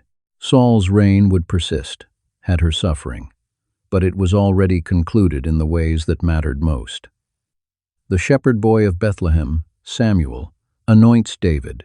The Lord addressed Samuel with a gentle correction wrapped in a fresh assignment. How long will you mourn over Saul, since I have turned away from him as king over the land? Fill your horn with oil and proceed. I will direct you to Jesse the Bethlehemite, for I have secured for myself a king among his sons. The period for mourning was concluded. The period for founding the future had come. Samuel mentioned a practical concern. If Saul discovers this, he will take my life. The concern was valid. Anointing a fresh king, while the existing king still lived and governed, would be perceived as treason, rebellion, an action deserving death. Saul had already demonstrated himself to be volatile and anxious. How could Samuel accomplish this mission without provoking a violent reaction? The Lord offered cover for the anointing. Bring a heifer with you and declare, I have arrived to sacrifice to the Lord. Summon Jesse to the sacrifice, and I will reveal to you what you shall accomplish. You shall anoint for me the one whom I identify to you. This was not deception but prudence, providing a valid reason for the visit that would not instantly expose the deeper intention. Samuel would truly sacrifice, would truly summon Jesse. The anointing took place in that very setting. Samuel carried out what the Lord had instructed him to do, and he arrived in Bethlehem. The city's elders approached him with trembling hearts, asking him a question. "Are you coming in peace?" The arrival of the prophet stirred up fear instead of bringing joy. Maybe they were concerned that Samuel had arrived to deliver judgment, to reveal some secret sin, to carry difficult messages from the Lord. His presence was not always a source of comfort. Samuel put their minds at ease, peacefully. "I am here to offer sacrifice to the Lord. Make yourselves holy and join me for the sacrifice." He made Jesse and his sons holy and extended an invitation to the sacrifice, preparing the way for what was about to unfold. When they arrived, Samuel's eyes fell on Eliab, and he believed to himself, "Without a doubt, the Lord's chosen one stands before me." Eliab must have cut an impressive figure, possibly as tall as Saul, with a commanding presence, the sort of man whose appearance screamed leadership. Samuel's instant response reveals he was still measuring potential kings by worldly standards, by what seemed obvious and appropriate. But the Lord stopped him right away. "Do not consider his outward features, or how tall he stands, for I have turned him away." The Lord does not see the way human beings see. Humans focus on what appears on the outside, but the Lord examines what lies in the heart. This represented a critical teaching Samuel had to absorb before he could recognize the correct choice. Physical presence had not worked out with Saul. The king who came next would be selected using completely different standards. Jesse brought forward Abinadab and had him walk past Samuel. Samuel declared, "This one has not been chosen by the Lord either." Next, Jesse brought Shammah forward, and Samuel responded, "This one has not been chosen by the Lord either." Jesse presented 7 of his sons to Samuel. And Samuel told Jesse, "The Lord has not selected any of these." The procession of sons yielded no results. Every single one underwent examination and was turned down. 7 sons, likely the best Jesse's family had to offer, and not one matched God's choice. Samuel posed a direct question to Jesse. "Are these all the young men you have?" The question hinted that someone was absent, that the count was not complete. Jesse's answer came across as almost contemptuous. "One more remains, the youngest one, but right now, he's out watching over the sheep." The youngest did not even merit being summoned, it seemed, was not even worth thinking about for whatever purpose Samuel had in mind. He was handling shepherd duties, the humble work assigned to the baby of the family, while his older siblings took care of more significant responsibilities. Samuel issued a firm command, "Send someone to bring him here, because we are not going to proceed until he arrives." There could be no moving forward without this absent son. Whatever business Samuel had come to conduct could not take place until every one of Jesse's sons stood in his presence. They sent for him and brought him in. He had a ruddy complexion, beautiful eyes, and handsome features. The description highlighted his youth and good looks, though in a manner distinct from the earlier portrayals of Saul. While Saul had been towering and imposing, this young man was beautiful, more youthful than authoritative. The Lord spoke, "Get up and anoint him, because this is the one." The divine confirmation came immediately, and without ambiguity. This youngest son, the shepherd boy, the one who had not even been called to the sacrifice at first, was the person God had selected to rule over his people. Samuel lifted the horn of oil and anointed him right there among his brothers. The Spirit of the Lord came rushing upon David starting from that very day forward. The anointing did not happen behind closed doors the way Saul's had, but occurred with David's family watching. They became witnesses to this remarkable moment. The youngest, the forgotten one, the boy tending sheep while his brothers participated in the sacrifice, now carried the sign of heaven's choice. After that, Samuel got up and returned to Rama, his role in this matter finished. He had located the man whose heart aligned with God's, had anointed him, had initiated the power transition that would ultimately replace Saul's failing dynasty. However, the public announcement would have to wait. David would not step into kingship right away. He would require shaping, testing, training, and refinement across many years of preparation before he could assume the throne. In the meantime, the Spirit of the Lord left Saul, and a destructive spirit from the Lord began tormenting him. The parallel was sharp and intentional. The spirit that had rushed over David when he received his anointing had now departed from Saul. In the place where David was now receiving divine empowerment, Saul was experiencing divine torment. The transfer had started, even though Saul remained unaware of it. Saul's attendants took notice of their master's suffering and proposed a remedy. "Let our master give orders to your servants standing before you to search for someone who knows how to play the lyre skillfully, and whenever the harmful spirit from God comes over you, he can play his instrument and you will feel better." Saul accepted this suggestion and requested they locate such an individual. One of the young servants spoke up with a suggestion. "Listen, I know of a son of Jesse from Bethlehem who plays skillfully, a brave man, a warrior, wise in his words, and a man of fine appearance, and the Lord is with him." This portrait of David extended well beyond his musical talents. He was already displaying the marks of leadership, bravery, military capability, eloquent speech, good bearing, and above all, the Lord's presence with him. Saul dispatched messengers to Jesse, making the request that David be sent to serve him. Jesse loaded up a donkey with bread, a container of wine, and a young goat, sending these along with David to Saul. When David arrived at Saul's court and began serving him, Saul developed a deep affection for him, and David took on the role of his armor-bearer. Saul sent a message back to Jesse, requesting that David stay in his service, because David had won his approval. Whenever the destructive spirit from God came upon Saul, David would pick up the lyre and play it with his hands. This would refresh Saul and make him feel well again, and the harmful spirit would leave him alone. The anointed successor brought comfort to the suffering king he was destined to replace. Neither one grasped the complete irony of this situation. Saul had welcomed into his household the exact person who would claim his throne. David faithfully served the man whose kingdom had been designated for him.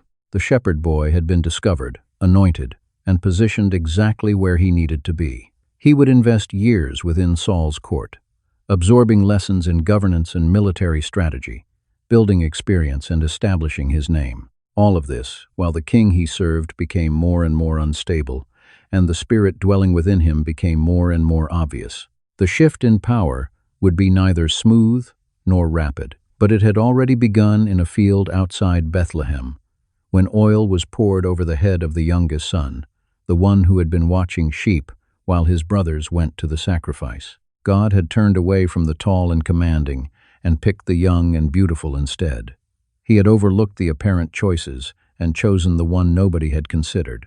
He had examined the heart and discovered what he sought in a shepherd boy who would grow into the greatest king the nation would ever see. The prophet and the fugitive. Samuel's shelter at Rama. David's period in Saul's court had shifted into something dangerous and dark. What started with approval and affection had soured into jealousy and homicidal fury. Following David's triumph over the Philistine warrior, after the women began singing that Saul had killed thousands while David had killed tens of thousands, the king's fondness turned into fearful hatred. On 2 occasions, Saul had thrown his spear at David while the young man performed music to calm him. David had taken Saul's daughter Michal as his wife, yet even this family tie offered no protection.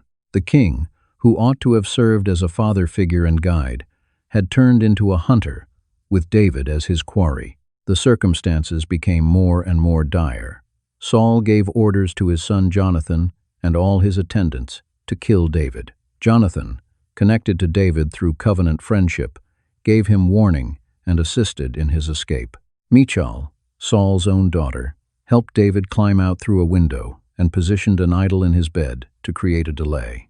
David had become a fugitive, fleeing for his survival from the anointed king, even though he himself bore the secret anointing marking him as Saul's successor. In his desperation, David ran to Samuel at Rama. This decision held real significance. He did not seek out a military fortress or a faraway city or a land beyond the borders. He went to the prophet, to the spiritual figure who had anointed him, to the man who embodied God's intentions for the nation. Samuel had provided guidance for the land across many decades. He had anointed Saul and later anointed David.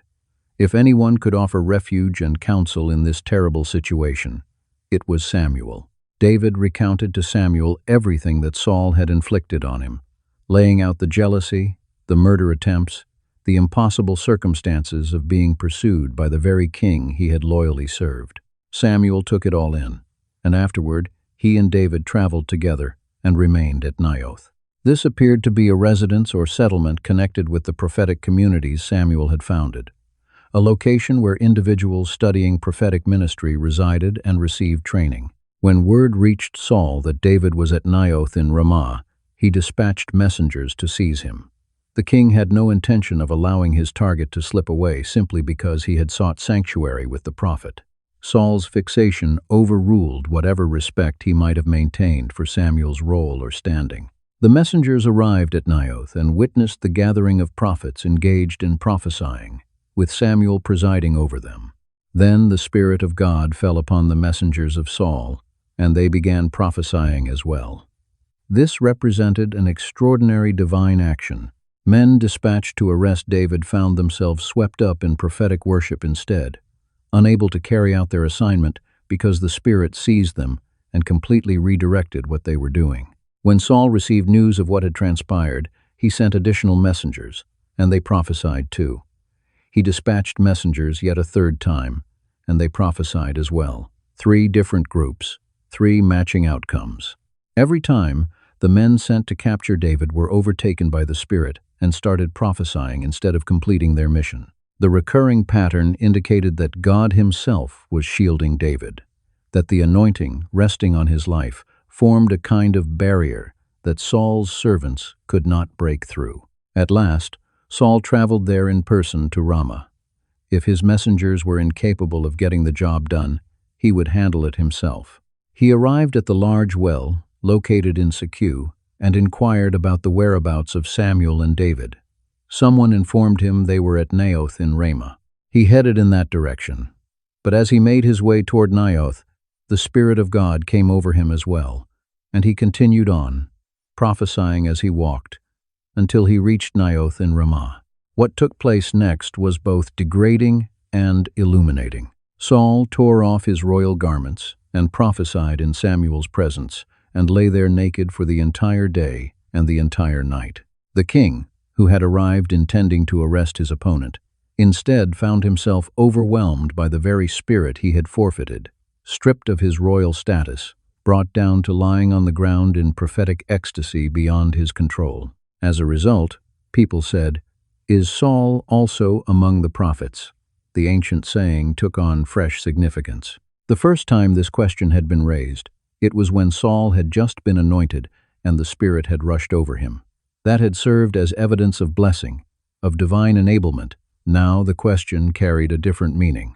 Saul among the prophets was no longer an indication of favor, but of divine intervention, of God stopping him from doing what he had planned, of the Spirit operating against him instead of working with him. While Saul lay there powerless to move or take action, David stayed safe under Samuel's covering.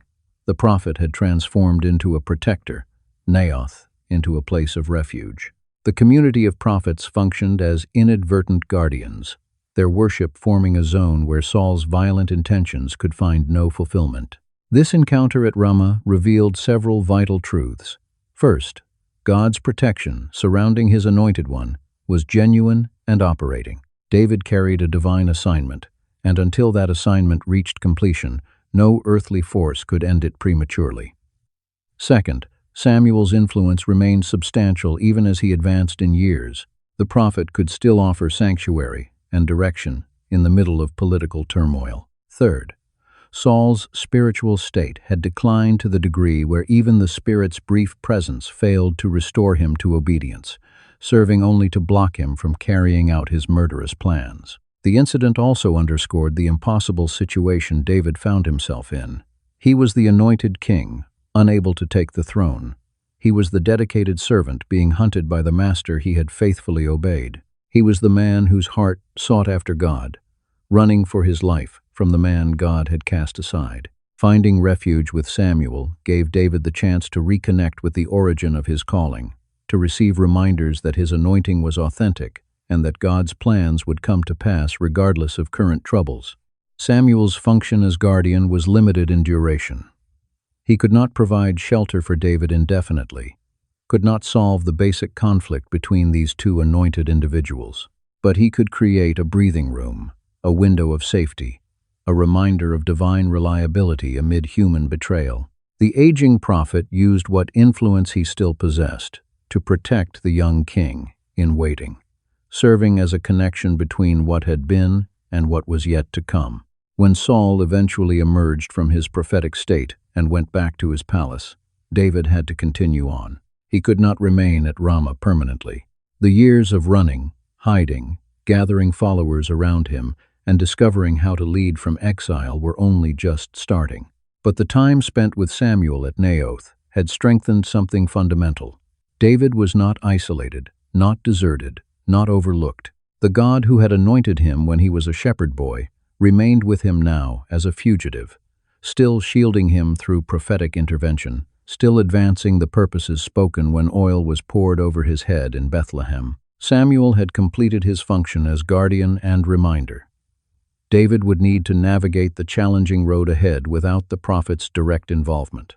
But he would do so, understanding that the same God who halted Saul at Naioth was guiding his path toward the throne, regardless of how lengthy and difficult the journey might prove to be. The woman at Endor.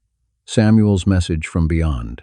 Samuel had passed away, and all the land went into mourning for him. They laid him to rest in his home at Rama, the city he had established as his base throughout his extended ministry. The nation grieved the departure of the prophet who had led them through the shift from judges to monarchy, who had declared the word of the Lord without compromise for decades, who had anointed their kings and held them responsible. With Samuel's passing, an essential voice went silent. A spiritual foundation was pulled away. A link to the earlier age was broken. Saul, during an earlier attempt at faithfulness, had expelled the mediums and those who consulted the dead from the land. This had been the correct action. The law explicitly prohibited consulting the deceased or seeking direction from spirits. Such activities were linked with the surrounding nations, forbidden specifically because they meant turning from the Lord toward other sources of understanding and authority. But now the Philistines had gathered their forces once more and set up camp at Shunem. Saul assembled all his troops and established camp at Gilboa. When Saul observed the Philistine encampment, fear gripped him, and his heart shook violently. This was a moment of bitter full-circle irony. Saul had received his anointing to rescue the people from the Philistines. Now, confronting them again near the conclusion of his reign, he was frozen by fear instead of strengthened by faith. Saul sought guidance from the Lord, but the Lord gave him no response. Not through dreams, not through Urim, not through prophets. This silence was crushing. God had ceased speaking to Saul, had closed off all the customary channels of divine guidance. No dreams arrived with direction. The priestly Urim and Thummim produced no answer. The prophets, if any, still dared approach Saul, received no word from the Lord for him. The heavens had gone quiet, and Saul stood isolated, facing an adversary he could not overcome without divine assistance. In his desperation, Saul ordered his attendants to locate a woman who practiced mediumship so that he might visit her and seek her counsel. He was on the verge of doing the exact thing he had once righteously banned, about to pursue from forbidden channels what God declined to grant through authorized means. His attendants informed him there was a medium at Endor, a woman who had survived his earlier campaign against such practitioners. Saul put on a disguise, changing into different clothing, and traveled with 2 companions to visit the woman under cover of night. He requested that she summon for him whoever he would specify. The woman was naturally wary. She understood what Saul had done to mediums and those who consulted spirits, eliminating them from the land. Why would this stranger be asking her to do something that might cost her her life? Saul made an oath to her by the Lord, using God's name to promise protection for an activity God had prohibited. As the Lord lives, no harm will come to you because of this matter. The vow was twisted, calling on divine authority to shield a breach of divine command. The woman inquired whom she should summon, And Saul answered, "Bring up Samuel for me." He wanted the prophet who had mentored him, anointed him, corrected him, and ultimately rejected him. Even in death, Samuel symbolized the relationship with God that Saul had destroyed. If the Lord would not communicate through dreams or Urim or living prophets, perhaps he would communicate through the departed prophet who had known Saul from his beginning. When the woman perceived Samuel, she screamed loudly and addressed Saul, protesting, "Why did you trick me? You are Saul." Something about what appeared before her frightened her and exposed Saul's true identity. The king instructed her not to fear, but to tell him what she was seeing. She replied, "I see a divine being rising up from the earth." He pressed her about the appearance, and she responded, "An elderly man is rising up, clothed in a robe." Saul recognized it was Samuel and bent down with his face touching the ground in reverence. Whether this was truly Samuel or some demonic imitation, the text addresses it as an authentic manifestation of the prophet. God permitted Samuel to come back and deliver a message, not through the medium's abilities, but through divine action, overriding the prohibited ritual. Samuel addressed Saul with the same bluntness he had demonstrated during his lifetime. "Why have you interrupted my rest by summoning me?" The question contained rebuke. Samuel had completed his work on earth and entered his rest. Being called back represented an unwanted interruption. Saul laid out his desperate situation. "I face terrible distress, because the Philistines are making war on me, and God has withdrawn from me and no longer responds to me, not through prophets and not through dreams. So I have called you here to inform me what I should do." His admission exposed the extent of his isolation.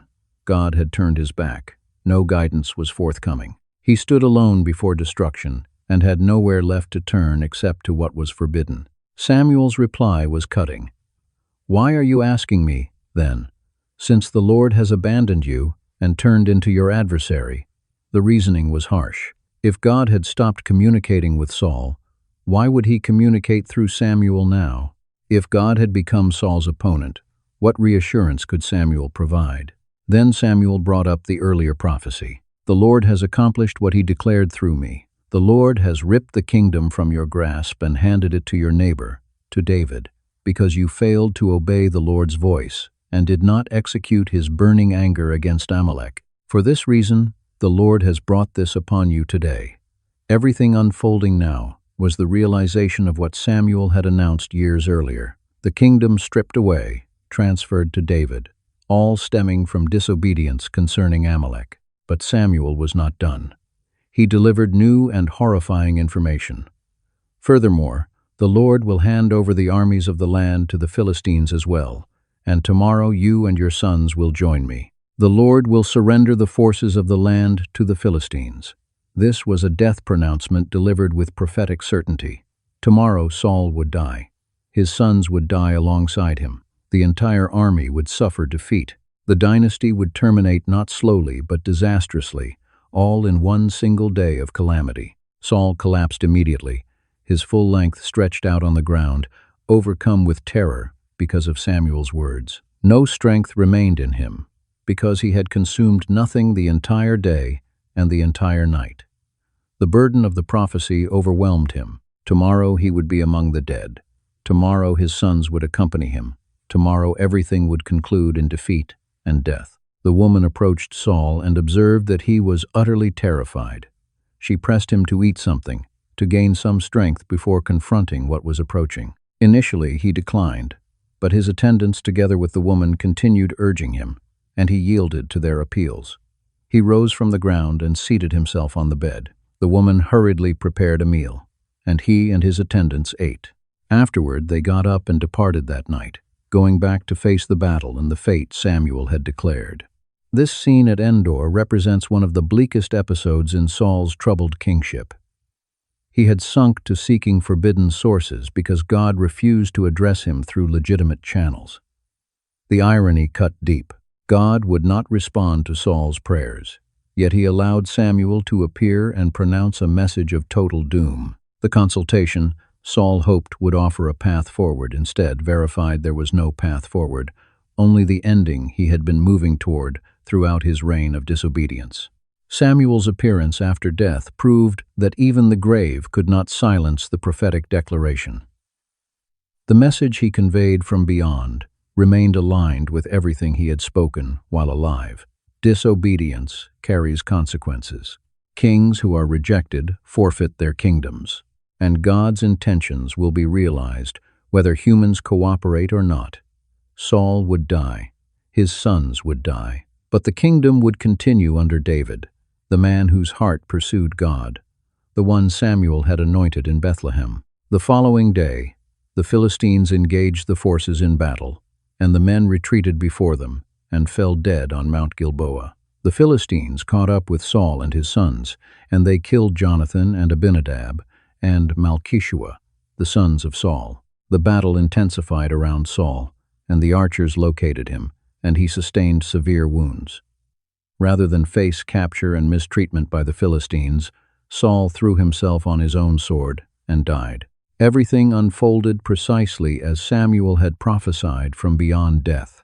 The king who had begun with such potential, who had appeared every bit a monarch, who had been granted every benefit and chance, concluded his life in defeat, ending his own life on a battlefield, his dynasty eliminated, his kingdom transferring to the shepherd boy he had worked so frantically to destroy. Samuel's last prophecy had been realized down to the finest detail.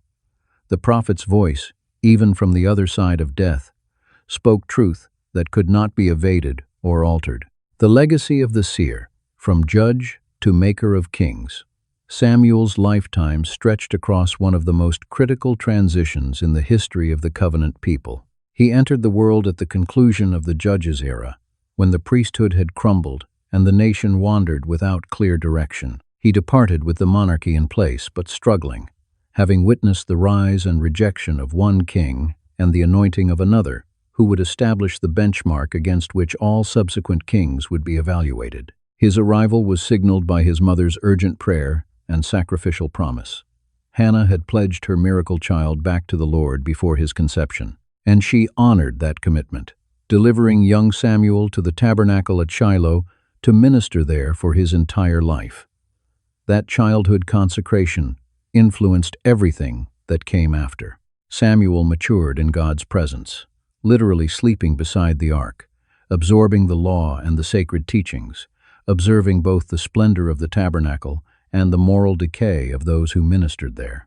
The voice that spoke his name in the night signaled the start of renewed dialogue between heaven and earth. For years, the Lord's word had been scarce. Visions had been uncommon. God appeared remote, silent, pulling back from a people who had turned away from him repeatedly. But when Samuel answered, "Speak, for your servant is listening," he became the conduit through which divine instruction would stream once more to the nation. Samuel's work as judge brought back order and fairness to the dispersed tribes. He followed a consistent route from Rama to Bethel to Gilgal to Mizpah, delivering steady governance to people who had experienced mainly disorder and subjugation. Under his guidance, the Philistines were pushed back. Peace was secured. The people had someone they could depend on to judge with integrity, to approach the Lord for them, to summon them back to covenant loyalty when they wandered. But Samuel was more than simply a judge.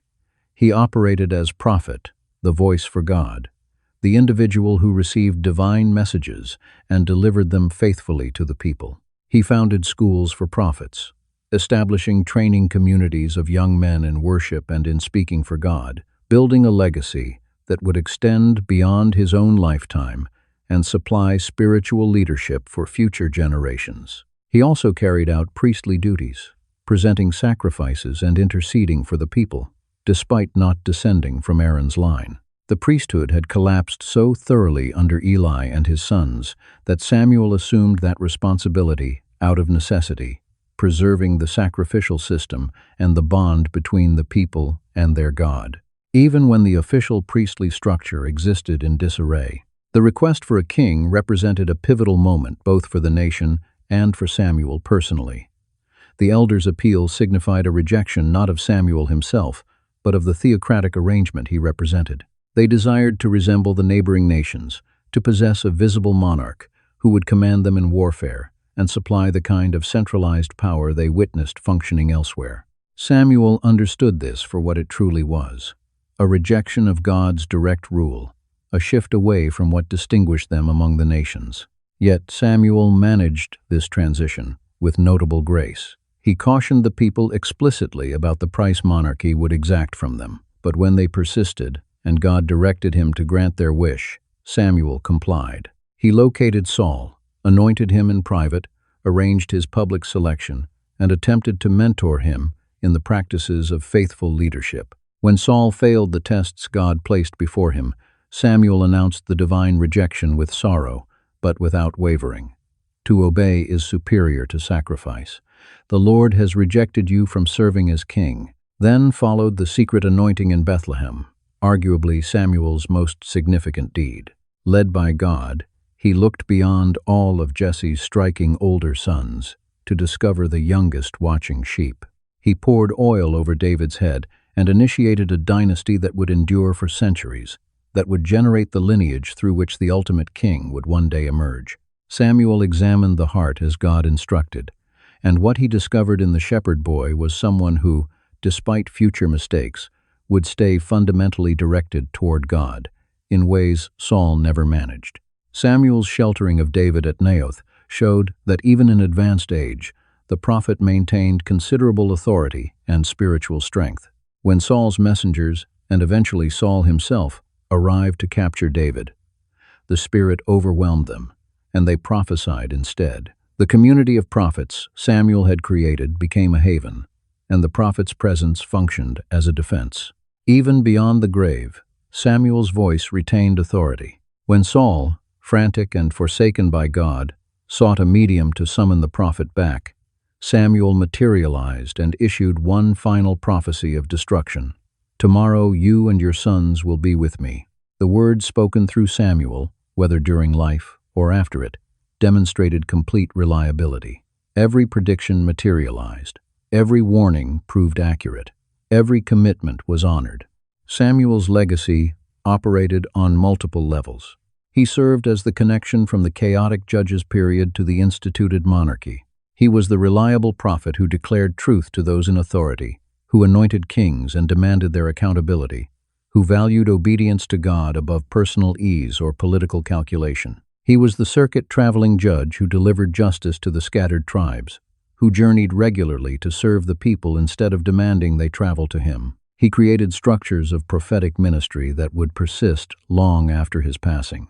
The prophetic schools he established generated the voices that would confront corrupt kings, summon the people back to covenant, and safeguard the Lord's word through centuries of political upheaval. Elijah, Elisha, Isaiah, Jeremiah, and all the prophets who came after walked in the traditions Samuel initiated.